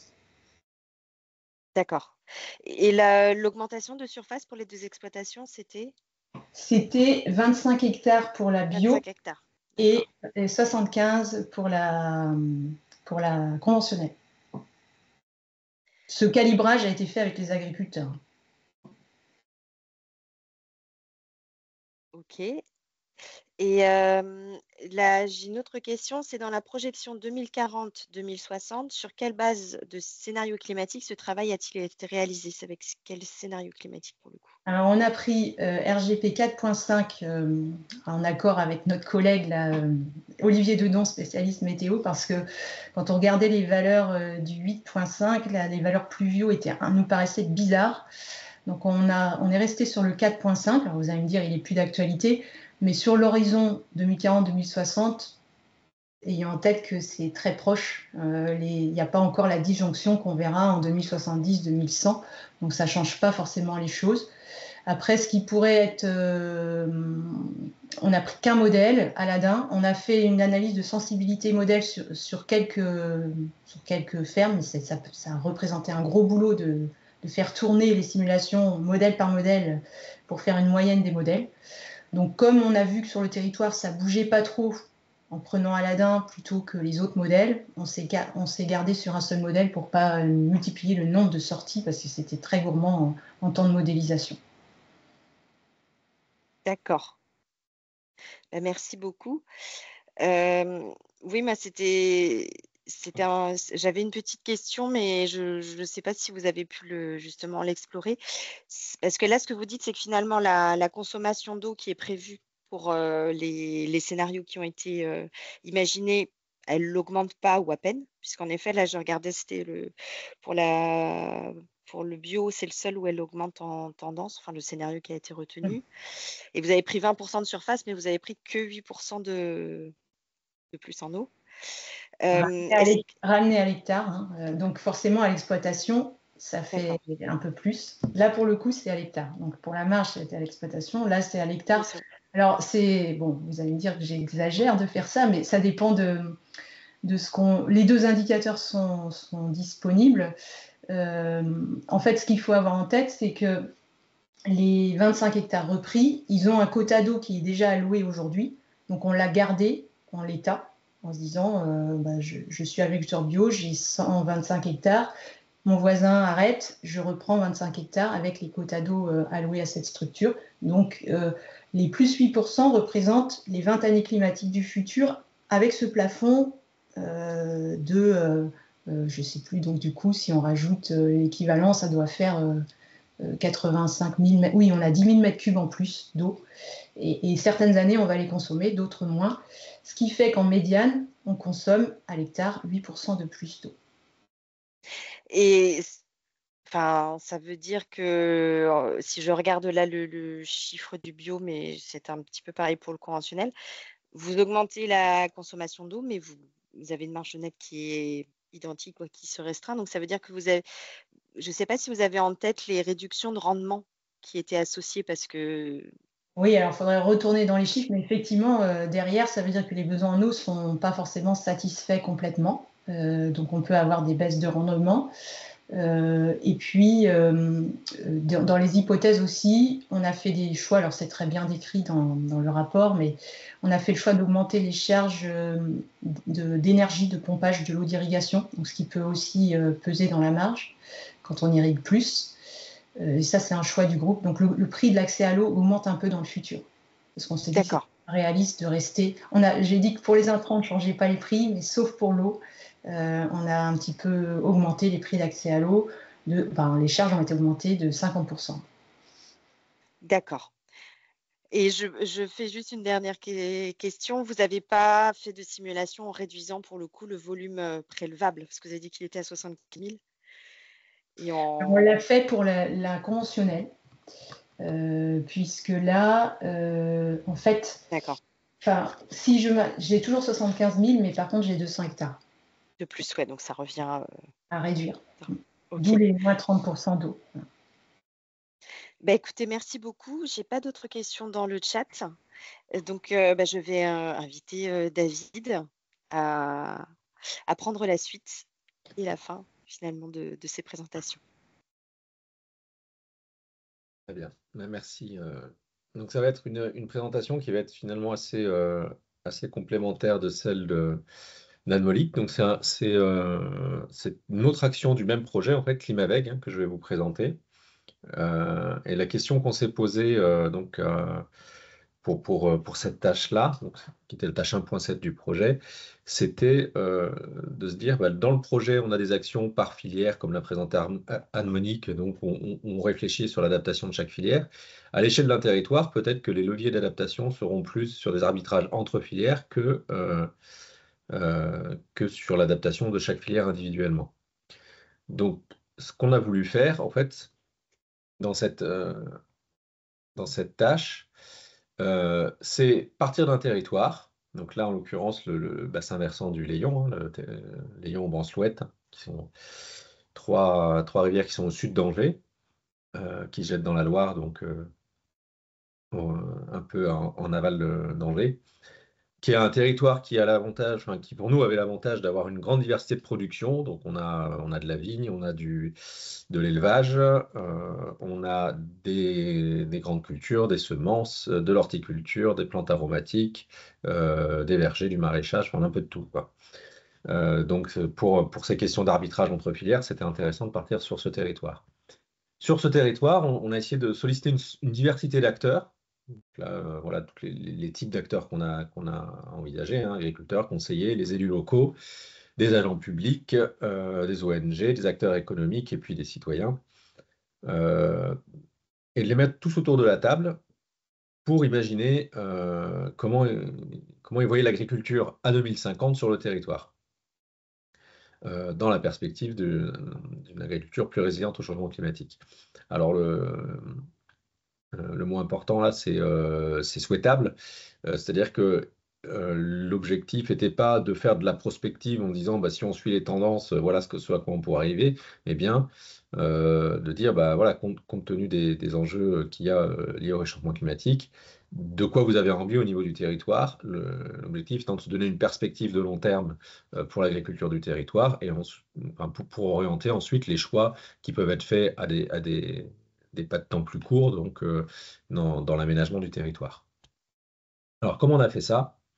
Un petit mot peut-être déjà sur les acteurs qui ont participé, hein, donc je reviendrai un peu dessus tout à l'heure, mais il y a effectivement, je le précise au début, il y a certains acteurs qu'on n'a pas eu dans le tour de table, hein, notamment les COP. Donc sur le territoire en question, il y a 2 grosses COP hein, qui sont là et qui n'ont pas participé. Mais je reviendrai un petit peu là-dessus. Et je pense que si on les avait eus, on aurait eu un résultat un peu différent. Donc, pour ça que je le précise. Comment ça s'est passé? Donc on a fait 4 rencontres d'une journée, avec une première journée qui était vraiment une une appropriation des enjeux et du contexte par le groupe. Les enjeux liés au réchauffement climatique, avec notamment une fresque du climat, et puis des éléments sur l'agriculture du territoire, puisque tout le monde n'était pas issu du milieu agricole et ne connaissait pas forcément l'agriculture du territoire. Et à partir de ça, de traduire localement quels seront pour eux les enjeux principaux à traiter donc, par rapport à l'adaptation du changement climatique. Et donc, à quoi devra répondre leur projet de territoire. Donc, les enjeux qui ont été déterminés par le groupe, hein, c'est des enjeux autour de l'eau, autour de la biodiversité et des sols, autour des modèles d'agriculture, avec le lien notamment entre société, nature, agriculture, et puis la manière de repenser les systèmes agricoles en lien avec le social, l'habitat, la transition énergétique, donc pas isolé du contexte. L'économie du territoire, avec en gros l'idée de reterritorialiser l'économie. Une réflexion sur les sources d'énergie aussi, et donc le lien aussi avec l'atténuation dans ce paquet-là, hein. Et le choix des productions qui est vraiment finalement un peu le cœur de se dire qu'il va falloir trouver des productions adaptées au futur climat. Deuxième journée, là l'idée c'était à partir de ces enjeux de dire quels vont être comment on peut déjà décrire dans les grandes lignes l'agriculture dont on a envie à échéance 2050. Donc faire une première version d'un projet de territoire. Alors voici ce qu'on a abouti au bout d'une journée, hein. C'est assez résumé, c'était évidemment plus riche que ça, mais les grandes lignes c'était ça. D'abord une agriculture autonome au niveau de la fertilisation, avec l'idée notamment d'intégrer des légumineuses dans l'agriculture et puis de maintenir l'élevage. Et puis au niveau de l'alimentation animale, en privilégiant des systèmes herbagés et puis en développant la production de fourrage riche en protéines. On voit derrière qu'il y a des histoires de bouclage de cycle qui se dessinent. Une agriculture résiliente, avec des cultures moins dépendantes de l'irrigation, notamment. Et puis, on a beaucoup, j'ai dit, de production sur le territoire. L'idée, c'est de maintenir cette diversité, voire de l'augmenter, parce que c'est une garantie, quelque part, de résilience aussi. Et puis, une agriculture intégrée dans son paysage, avec l'importance de la prairie et du bocage, et donc forcément des cheptels, puisque c'est complètement lié.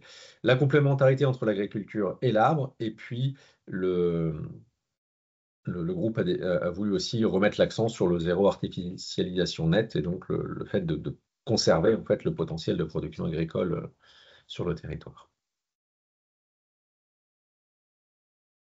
Dans cette journée, on a aussi vu qu'il y avait des tensions dans le groupe, hein, et des choses, des visions qui n'étaient pas complètement alignées et partagées par tout le monde, et c'est normal hein, dans un collectif. Là, voilà un exemple hein, sur les ambitions socio-économiques du territoire. Il y avait une envie d'avoir une agriculture nourricière pour le territoire, d'une part, et d'autre part, de maintenir le côté agriculture exportatrice avec des filières à forte valeur ajoutée, comme les semences, l'horticulture ou la vigne. Donc,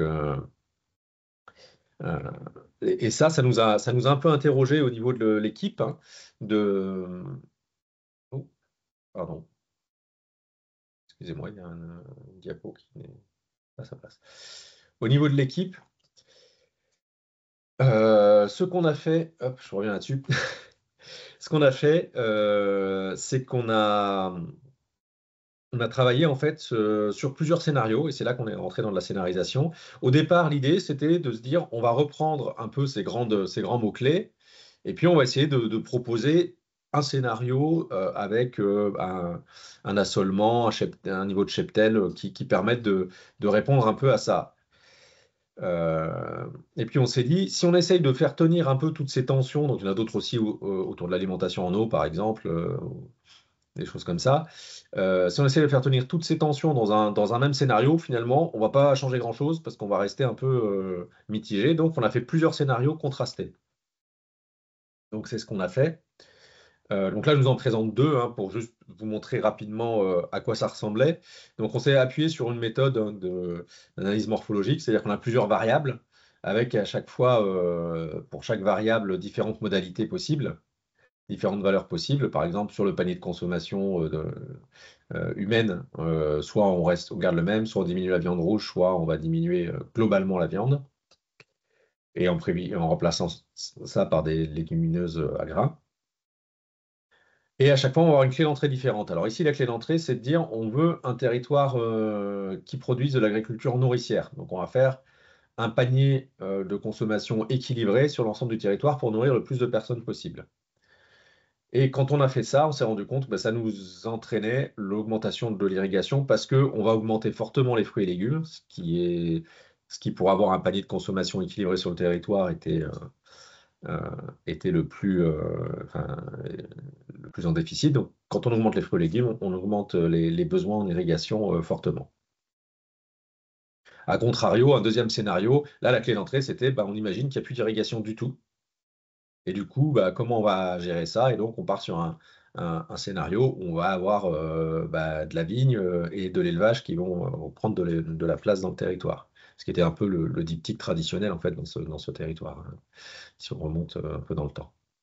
On a traduit ça, donc chacun de ces scénarios, à travers un certain nombre d'indicateurs. Donc là, par exemple, c'est les assolements, la surface agricole. Donc dans le premier cas, on voit des cultures non alimentaires, alors, je mets des guillemets hein, parce que sinon je vais me faire taper dessus, mais des cultures non alimentaires comme la vigne ou l'horticulture disparaissent. Les fruits et légumes augmentent fortement. Les légumineuses à grains aussi. À l'inverse, si on n'a plus d'eau, les fruits et légumes disparaissent, les plantes aromatiques, l'horticulture disparaît, et en fait, on se retrouve avec de la vigne, des céréales, et puis beaucoup d'élevage, hein, des prairies, des fourrages, et un petit peu de légumineuses. Mais finalement, on perd pas mal en diversité. On a traduit donc l'assolement, on a traduit le cheptel, et puis on a calculé également donc les besoins en eau pour cet assolement et ce cheptel, l'équilibre azoté sur le territoire. Est-ce que, en fonction de l'élevage, des besoins des cultures et puis des légumineuses présentes, en gros, hein, on a regardé comment ça se situait au niveau équilibre azoté sur le territoire. On a calculé la production d'alimentation animale et la production d'alimentation humaine avec le scénario proposé. Il y a plein de limites à cet outil, hein, notamment le fait qu'on est parti à part une prise en compte de l'impact du réchauffement climatique sur les rendements, puisqu'on avait les données pour un certain nombre de filières, et encore pas pour toutes. Mais pour le reste, on a globalement considéré que les filières étaient toujours cultivées de la même manière, donc avec les mêmes consommations en eau, etc. On n'a pas fait évoluer ça dans ce cadre-là. À partir de là, je suis désolé, j'ai un souci de diaporama. Voilà. À partir de là, on a fait la journée suivante. Donc, discuter sur ces scénarios, s'approprier ces scénarios et ensuite reconstituer un scénario, faire reconstituer un scénario par le groupe qu'on a quantifié, toujours avec le même outil. Et ensuite, on a eu une phase de discussion autour de ça pour voir comment on pouvait nuancer ce scénario. Alors, qu'est-ce que ça a donné? Un scénario, donc, qui a été construit sur un certain nombre d'idées clés, donc d'entrée dans le scénario. La première, c'était d'assurer l'autonomie alimentaire du territoire. Et comme j'ai dit tout à l'heure, on avait un déficit de fruits et légumes, donc on augmente les surfaces de fruits et légumes. Deuxième chose, au niveau de l'irrigation, on aura forcément moins d'irrigation. Comme j'ai dit tout à l'heure, les fruits et légumes sont fortement demandeurs en eau, donc c'est-à-dire qu'il faut qu'on gagne de l'eau ailleurs. Et donc, le choix a été fait de cultiver les grandes cultures en sec sur ce territoire. Au niveau élevage, on reste sur un cheptel ruminant constant, un cheptel granivore également qui se maintient et qui bascule sous label, sous signe de qualité, et le tout alimenté localement. Donc pour ça, on est obligé d'augmenter fortement les surfaces de prairies temporaires, de légumineuses et de protéagineux. Alors on a des chiffres très importants parce qu'on part de très bas sur ce territoire, notamment sur les légumineuses. L'avantage, voilà, une fois qu'on a fait tout ça, c'est que on arrive sur le territoire à nourrir tous ces animaux-là, ou en tout cas à limiter fortement les besoins d'import de nourriture. Le point suivant, c'est qu'on veut conserver la diversité des productions du territoire. Ça veut dire que pour l'instant, on a augmenté des surfaces, donc ça veut dire qu'il va falloir réduire ailleurs, et donc on va répartir cette réduction sur l'ensemble des autres filières. Mais on va essayer de conserver toutes les filières. Alors c'est plus ou moins important, hein, les réductions. L'horticulture et les plantes aromatiques sont très pénalisées par leur consommation en eau, qui fait qu'on les réduit aussi plus fortement que les autres. Mais voilà à peu près les ordres de grandeur de réduction sur les autres filières. Un point qui est issu du fait qu'on maintienne l'élevage et puis qu'on augmente les surfaces de légumineuses, hein, c'est qu'on va limiter les importations de fertilisants aussi sur le territoire. Donc on a une meilleure autonomie en azote sur le territoire. Mais qui n'était pas une volonté de départ, mais il se trouve que c'est quand même intéressant. À partir de là, il y a un certain nombre de points d'attention qui ont été soulevés par le groupe. Donc ça, c'est les chiffres qui sont là, sont ceux qui ont été calculés par notre moulinette, donc ils ne sont pas à prendre comme des valeurs réelles, mais plutôt comme des tendances. Et l'objectif vraiment était de donner des ordres de grandeur au groupe pour qu'ils puissent avoir du concret sur lequel discuter. Les points d'attention donc qui ont été soulevés par le groupe, c'est de conserver les plants et les semences nécessaires sur place, pour celles qui étaient déjà présentes. Pourquoi pas de diversifier sur des cultures non alimentaires, notamment dans le textile ou les biomatériaux, puisqu'on a cette idée de diversité, et pourquoi pas aller aussi là-dessus. Ensuite, on a un groupe de pratiques, de remarques qui tournent autour un peu de l'agroécologie, globalement. Le fait de combiner des productions sur une même parcelle avec de l'agroforesterie ou de l'éco-pâturage, des choses comme ça. Le fait, l'accent mis sur le rôle des haies aussi, par rapport à la biodiversité, à la production de matières organiques et à la régulation de l'eau. Un point sur l'efficience de l'eau aussi, puisque là, comme je l'ai dit tout à l'heure, on travaillait sur consommation d'eau égale par culture. Donc c'est à la fois travailler sur les espèces cultivées, puisque hormis pour les grandes cultures, on avait des données un peu plus précises pour le maraîchage, par exemple, ou les plantes aromatiques ou l'horticulture, c'était vraiment des données globales, hein, de consommation d'eau, mais on n'avait pas de détails par espèce. Donc on imagine bien qu'en plante aromatique, par exemple, en cultivant du thym ou de la menthe, on va pouvoir baisser les consommations d'eau. Donc, il peut y avoir de l'efficience à gagner là-dessus. Et puis, l'aspect climatisation à la parcelle, en lien avec les haies, en lien avec les arbres aussi, hein, et le fait de travailler localement sur les microclimats de parcelle.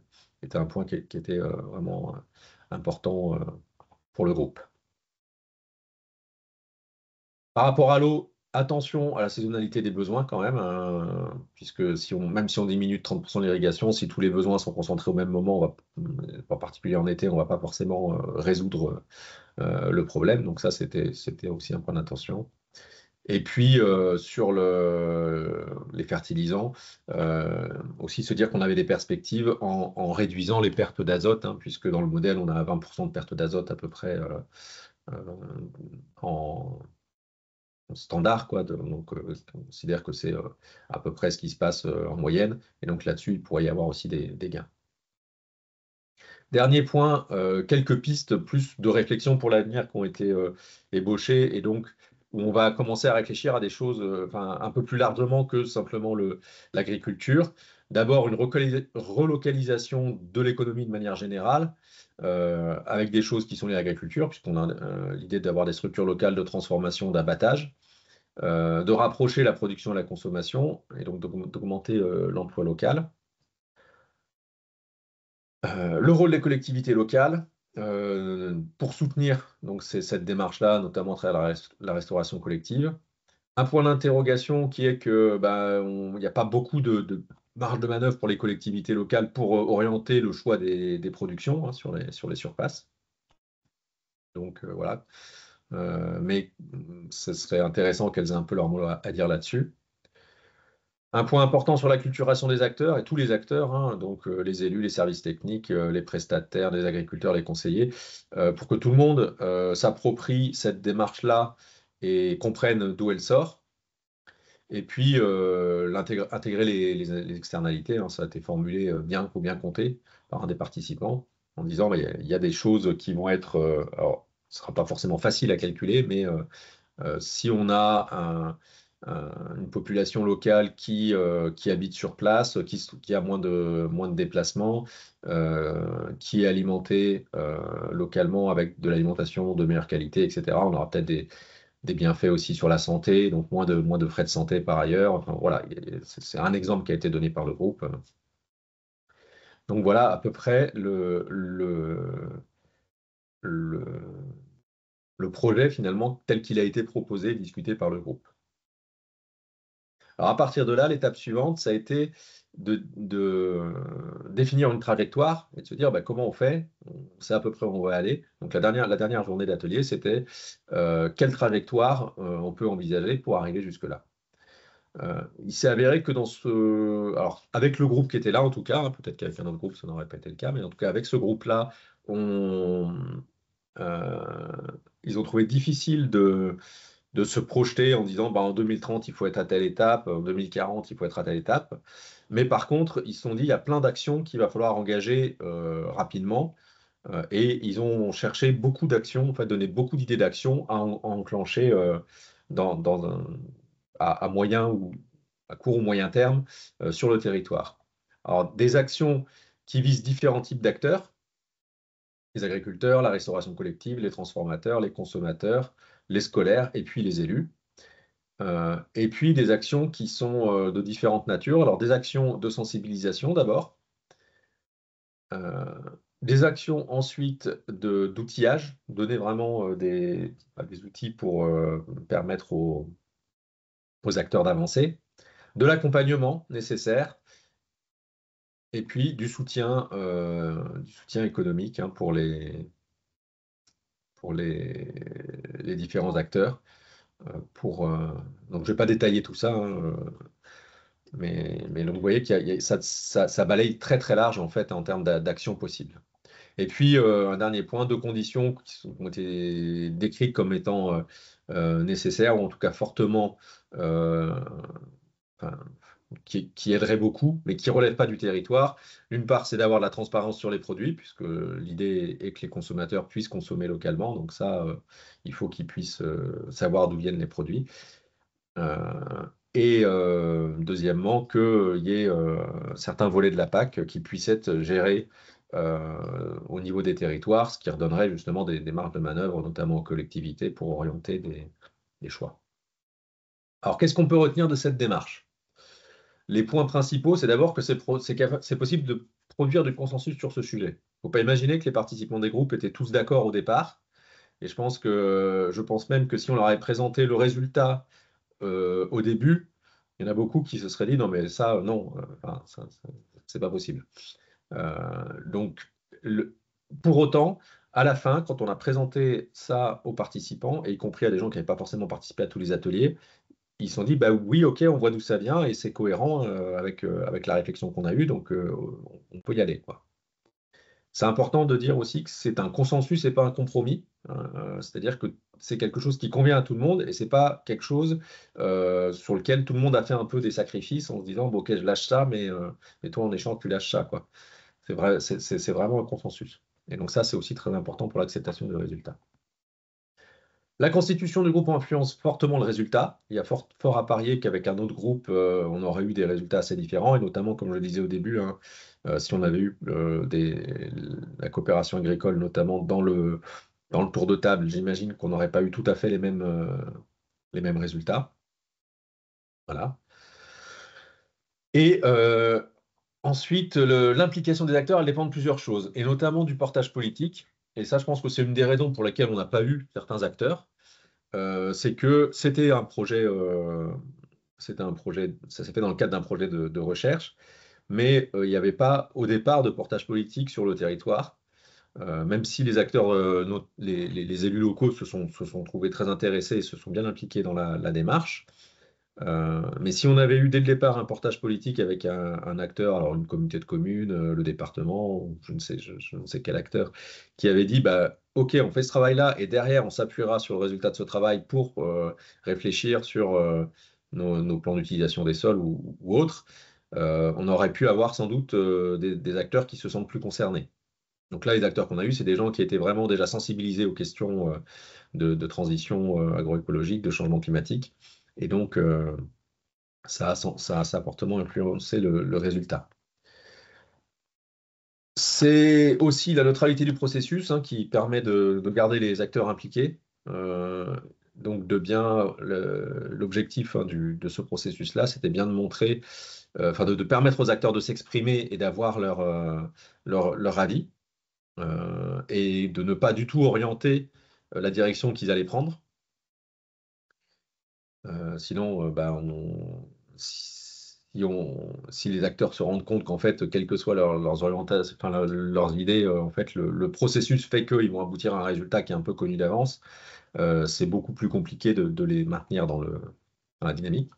Et puis, c'est l'engagement du porteur dans la suite donnée aussi qui est important, hein, si on veut que les acteurs restent impliqués, en particulier dans le cadre d'un portage politique, hein, c'est que le porteur se dise, bah, quel que soit le résultat qui sortira, eh ben, on appliquera ce qui en sort. Au moins, on s'appuiera dessus. Quelle suite donner au projet? Enfin, il y en a un certain nombre en cours. Donc là, c'est le passage de relais aux acteurs locaux, différentes présentations, le bureau du SAGE, la commission CTEC, pardon, pas TEG, c'est Transition écologique et climatique, et le groupe de travail PAT de la communauté de communes Loire-Layon-Aubance, donc une des communautés de communes du territoire, la plus centrale. Le bureau de l'antenne locale de la Chambre d'agriculture, la DDT, l'ADEME, donc, qui ont participé, hein, aux ateliers pour certains. Et puis, bon, c'est encore possible de présenter ça à d'autres acteurs du territoire. Pas mal de diffusion aussi, hein. On a une présentation publique qui est prévue, mais sur le territoire, mais pour laquelle on attend un peu d'avoir des retours justement des acteurs locaux, pour savoir comment va être pris le relais au niveau local. Puisqu'ils étaient assez frileux, en fait, en se disant, mais s'il y a une présentation locale de ces résultats-là, il ne faut pas que derrière, des gens viennent nous voir en nous disant, bah, qu'est-ce que c'est que cette histoire, comment ça a été choisi, d'où sort ce groupe, etc. Enfin, donc la question, c'est comment le résultat de ce travail peut être réapproprié par les acteurs locaux pour construire dessus. Ceci dit, quand on leur a présenté, ils ont tous été très intéressés. Il n'y en a pas qui l'ont dit, bah, OK, c'est très bien, merci. Et ils se sont tous dit, il faut qu'on s'en saisisse, quoi. Et donc ensuite, diverses présentations. Il y a un webinaire qui a été fait, donc qui reprend ce contenu, une présentation au CIVAL. Il y aura la journée de clôture du projet ClimaVeg le 13 mars. Donc si vous voulez voir aussi ce qui se fait dans les autres actions, hein, je vous invite à vous renseigner là-dessus.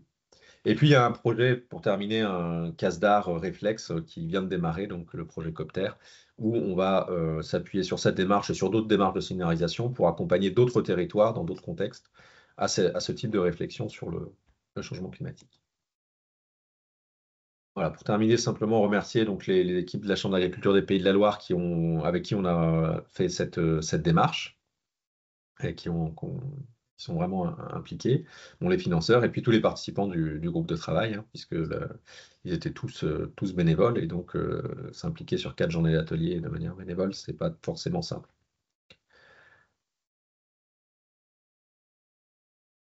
Est-ce que vous avez des questions? Alors, merci beaucoup déjà. En effet, c'est une approche qui est complètement différente de celle qui a été présentée juste avant. Donc, en effet, c'est très complémentaire. Il n'y a pas de questions dans le chat, mais moi, j'avais une question au fur et à mesure, enfin, qui est apparue au fur et à mesure du déroulé. Mhm. Quand on a dit notamment aux agriculteurs que dans les scénarios possibles, bah, en fait, on pouvait fortement réduire notamment la vigne et les plantes médicinales à parfum. Mhm. Ils l'ont pris comment? Parce que c'est quand même, alors j'allais dire au niveau des grandes cultures, vous dites bon, on enlève l'irrigation, on fait que du sec, on remplace entre guillemets ci par ça, par ça. Mhm. Ok, ça peut s'entendre. Je pense que c'était un choc, mais ça peut s'entendre. Mais quand on dit à un vigneron, bah finalement, vous allez réduire de 30% votre surface. Je sais pas, voilà, quelle a été leur Alors, réaction? la réaction, effectivement, elle n'est pas évidente, hein, et je pense encore à plus forte raison pour les gens qui bossent en horticulture, hein, moins 70% sur une filière qui est déjà pas très vaillante au niveau économique en ce moment. Il y en a qui a déjà pas mal réduit, hein. Il y en a qui sont, quand j'ai présenté ça, qui se sont dit, oh, bah, c'est bon, on arrête quoi. Donc ce qu'il faut bien comprendre, enfin moi là c'est que d'une part, donc c'est le travail d'un groupe de travail, et donc c'est pour ça que j'ai fait attention moi, à toute la présentation à dire bah, voilà ce que propose ce groupe, hein, ce qui sort du travail de ce groupe. Donc c'est pas ce qui va forcément se produire.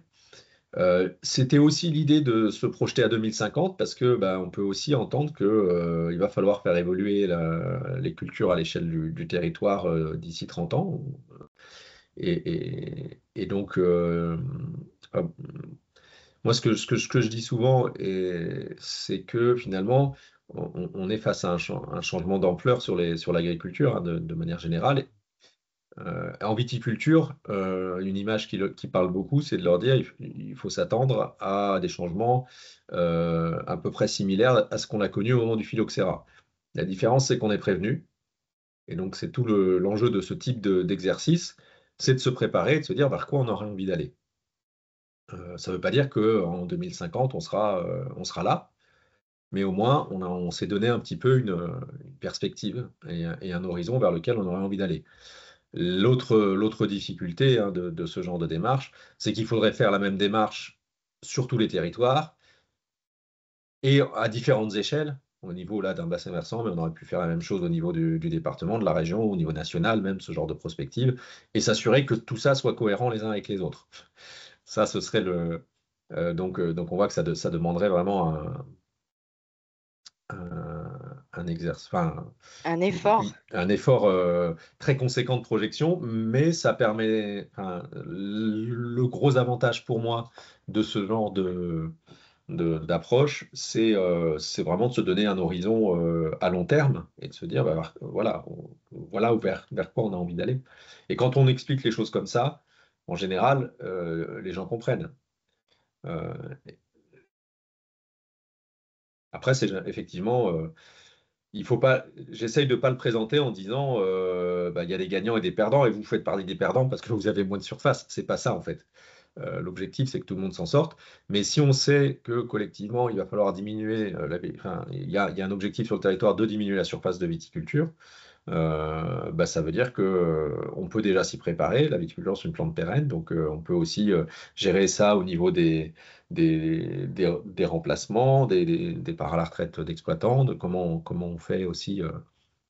On a eu par exemple un collègue de la SAFER qui a participé au dernier atelier sur la trajectoire et qui nous disait, bah, oui, effectivement, si on a ce genre de perspective, ça peut aussi orienter des choix de réattribution de terre suite à un départ ou des choses comme ça. Enfin, on peut. euh, bon, après, ça demande quand même du travail. Alors, je vois qu'il y a une question sur mon rôle, donc je vais répondre. En fait, moi, là-dedans, j'ai travaillé vraiment sur l'aspect facilitation du processus, conception de la démarche de, de travail, et puis facilitation du processus. Peut-être pour resituer un petit peu d'où je pars et comment je me suis retrouvé là, hein. Moi, j'ai un background plutôt éco-phyto, en fait, au départ, et je travaille sur des approches système, et donc j'ai fait pas mal de conception de système. avec des groupes de travail divers et variés. Et donc, ça m'a amené à m'intéresser à les méthodes de travail en intelligence collective, la facilitation. Et donc, c'est pour ça que j'ai pris un peu cette place-là en me disant, bah, il faut mettre, enfin, il y a des méthodes qui permettent de mettre les gens autour de la table et que ce ne soit pas la foire d'empoigne, mais vraiment qu'on construise ensemble quelque chose. Donc voilà, moi j'avais ce rôle-là dans ce travail-là. Eh ben merci. Et oui, je partage la réaction de Frédéric. Bravo, parce que c'est pas le rôle le plus simple. Et j'avais juste une dernière question parce que je ne l'ai pas noté et vous l'avez peut-être dit. Vous avez dit vous aviez un outil qui vous permettait en fait justement de faire quand même pas mal de calculs de résultats, Mhm. etc. C'était quel outil? C'était un tableau Excel. Ok, Voilà, en fait, on avait parmi les collègues chambres que j'ai cités, là, il y a un collègue du service économique prospectif de la Chambre d'agriculture des Pays de la Loire qui a fait ce travail de déjà retrouver l'assolement actuel et au niveau d'un bassin versant, c'est pas forcément simple parce qu'on n'a pas forcément les données au niveau d'un bassin versant. Peut les avoir au niveau des communes, mais les bassins versants ne respectent pas toujours les frontières des communes. Donc, il a déjà fait ce travail-là. Et puis, du coup, derrière, de reconstituer toutes les données au niveau du bassin versant et ensuite de faire des liens, des formules entre tableaux pour dire si je modifie mon assolement sur telle surface, ça va calculer d'office en face la consommation d'eau, les besoins d'azote, etc. Et donc, que tout soit répercuté au fur et à mesure. et C'était très artisanal, hein. L'idée était comme je le disais, il y a beaucoup de limites dans cet outil, mais l'idée était vraiment de donner des ordres de grandeur de ce qui se passe si on prend telle option ou telle option en- pour le groupe de travail. j'allais dire notamment les chiffres qui sont sortis à la fin, les -70, les Ouais, -44, qui sont assez précis. C'est avec le groupe d'acteurs qui est quand même assez divers, que vous ouais. les avez mis au point, ou alors j'allais dire c'est plutôt vous en petite équipe, ou par rapport à tout ce qui avait été dit, vous avez dit voilà, ça va être, on va Ça a été fait proposer en ci, cours ça va être ça. d'atelier en fait. Ça a Ok, été fait en cours ouais, d'atelier. Ce qu'on a fait en fait simplement, je vais revenir un peu en arrière, sur le... on leur a fait reconstruire en fait le scénario. Alors oui, c'est là que j'ai eu un souci, pardon. Voilà. On leur a redonné cette analyse morphologique et on leur a dit ok, voilà toutes les variables que nous on peut traiter hein, avec notre moulinette. Et quelles options vous choisissez-vous pour chaque variable, avec la possibilité éventuellement d'utiliser des options qui sont pas écrites ici et de faire autre chose. Enfin, là, on avait proposé plus 30%, statu quo, moins 30% au sec pour l'irrigation. Si nous avait dit, en fait, ce sera moins 50, on pouvait aussi le faire. ok. Donc en fait, oui, c'était un outil de visualisation entre guillemets assez simple, parlant pour tout le monde et qui vous Voilà. permettait derrière après de. Et ça nous a Ok. permis de le faire en cours d'atelier. Alors, c'est pas en temps réel parce que le collègue chambre a fait ça pendant que nous, on mangeait. Le pauvre. Mais, Ok. mais en gros, Ça a pu être en fait. une grosse demi-heure, il a pu reproduire un scénario quantifié avec les chiffres que j'ai montré tout à l'heure. Et c'est à partir de là que toutes les discussions, les éléments autour de discussion ont été refaits. Donc on pourrait imaginer affiner ça, reprendre ça, faire un scénario, quelque chose de plus fin. Enfin, ça pourrait être une base de travail dans le projet, mais là, compte tenu du temps qu'on avait dans ce projet, on s'est arrêté là, quoi. Et tous les items qui ont été listés là, notamment sur la gauche, c'était des choses que vous aviez déjà, j'allais dire maturées, c'est vous qui les avez présentées ou c'était issu Non, ça c'est justement de la suite au première deuxième journée? atelier en fait. C'est Ok. suite au deuxième atelier, on dit bah Donc tiens, ça séquencé. c'était Top. important, ça c'était important, ça c'est des éléments. Voilà, le fait d'alimenter localement, des choses comme ça, d'avoir une agriculture nourricière plus ou moins, c'est des choses Qui qui était sorti sont, des qui sont ateliers. sorties de l'atelier. Et donc, on s'est dit, il faut qu'on quantifie ce que c'est une production comme production d'alimentation humaine sur différents types d'aliments, hein. Donc, la viande, les fruits et légumes, les céréales, etc. Euh, et donc, en fonction de la population du territoire, quels sont les besoins. Le premier scénario que je présente là, enfin celui-ci, l'objectif, c'était pas de nourrir que le territoire, mais de nourrir le plus de monde possible. Et donc, on a essayé d'avoir un panier équilibré avec le plus de monde possible. Ok, Voilà, très bien. C'est comme ça que ça a été fait. Mais D'accord. effectivement, ce n'était pas prévu au départ. Ah, d'accord. Au départ, on s'était dit, on va avoir une Un ébauche seul de scénario. scénario. On leur a demandé un peu les tendances d'évolution des filières, comment ils voyaient faire les choses. Et puis on s'est dit, ensuite, on va quantifier, mais un seul scénario, et on va voir ce que ça C'est ce que donne. vous disiez. Et en fait, vu les sorties, on s'est dit, bah, si on fait qu'un seul scénario, ça va être un espèce de scénario moyen, et finalement, ce sera peut-être pas très différent du scénario actuel, quoi. Oui, ce que vous disiez tout à l'heure. Eh ben, écoutez, merci beaucoup. Merci beaucoup à tous nos intervenants pour l'ensemble de ces présentations qui étaient en effet, j'allais dire, assez différentes dans les manières de faire et dans voilà, les résultats auxquels on pouvait, s'attendre. Et puis, bah, écoutez, je vous remercie vous aussi tous, participants. Merci pour vos questions, merci pour votre attention.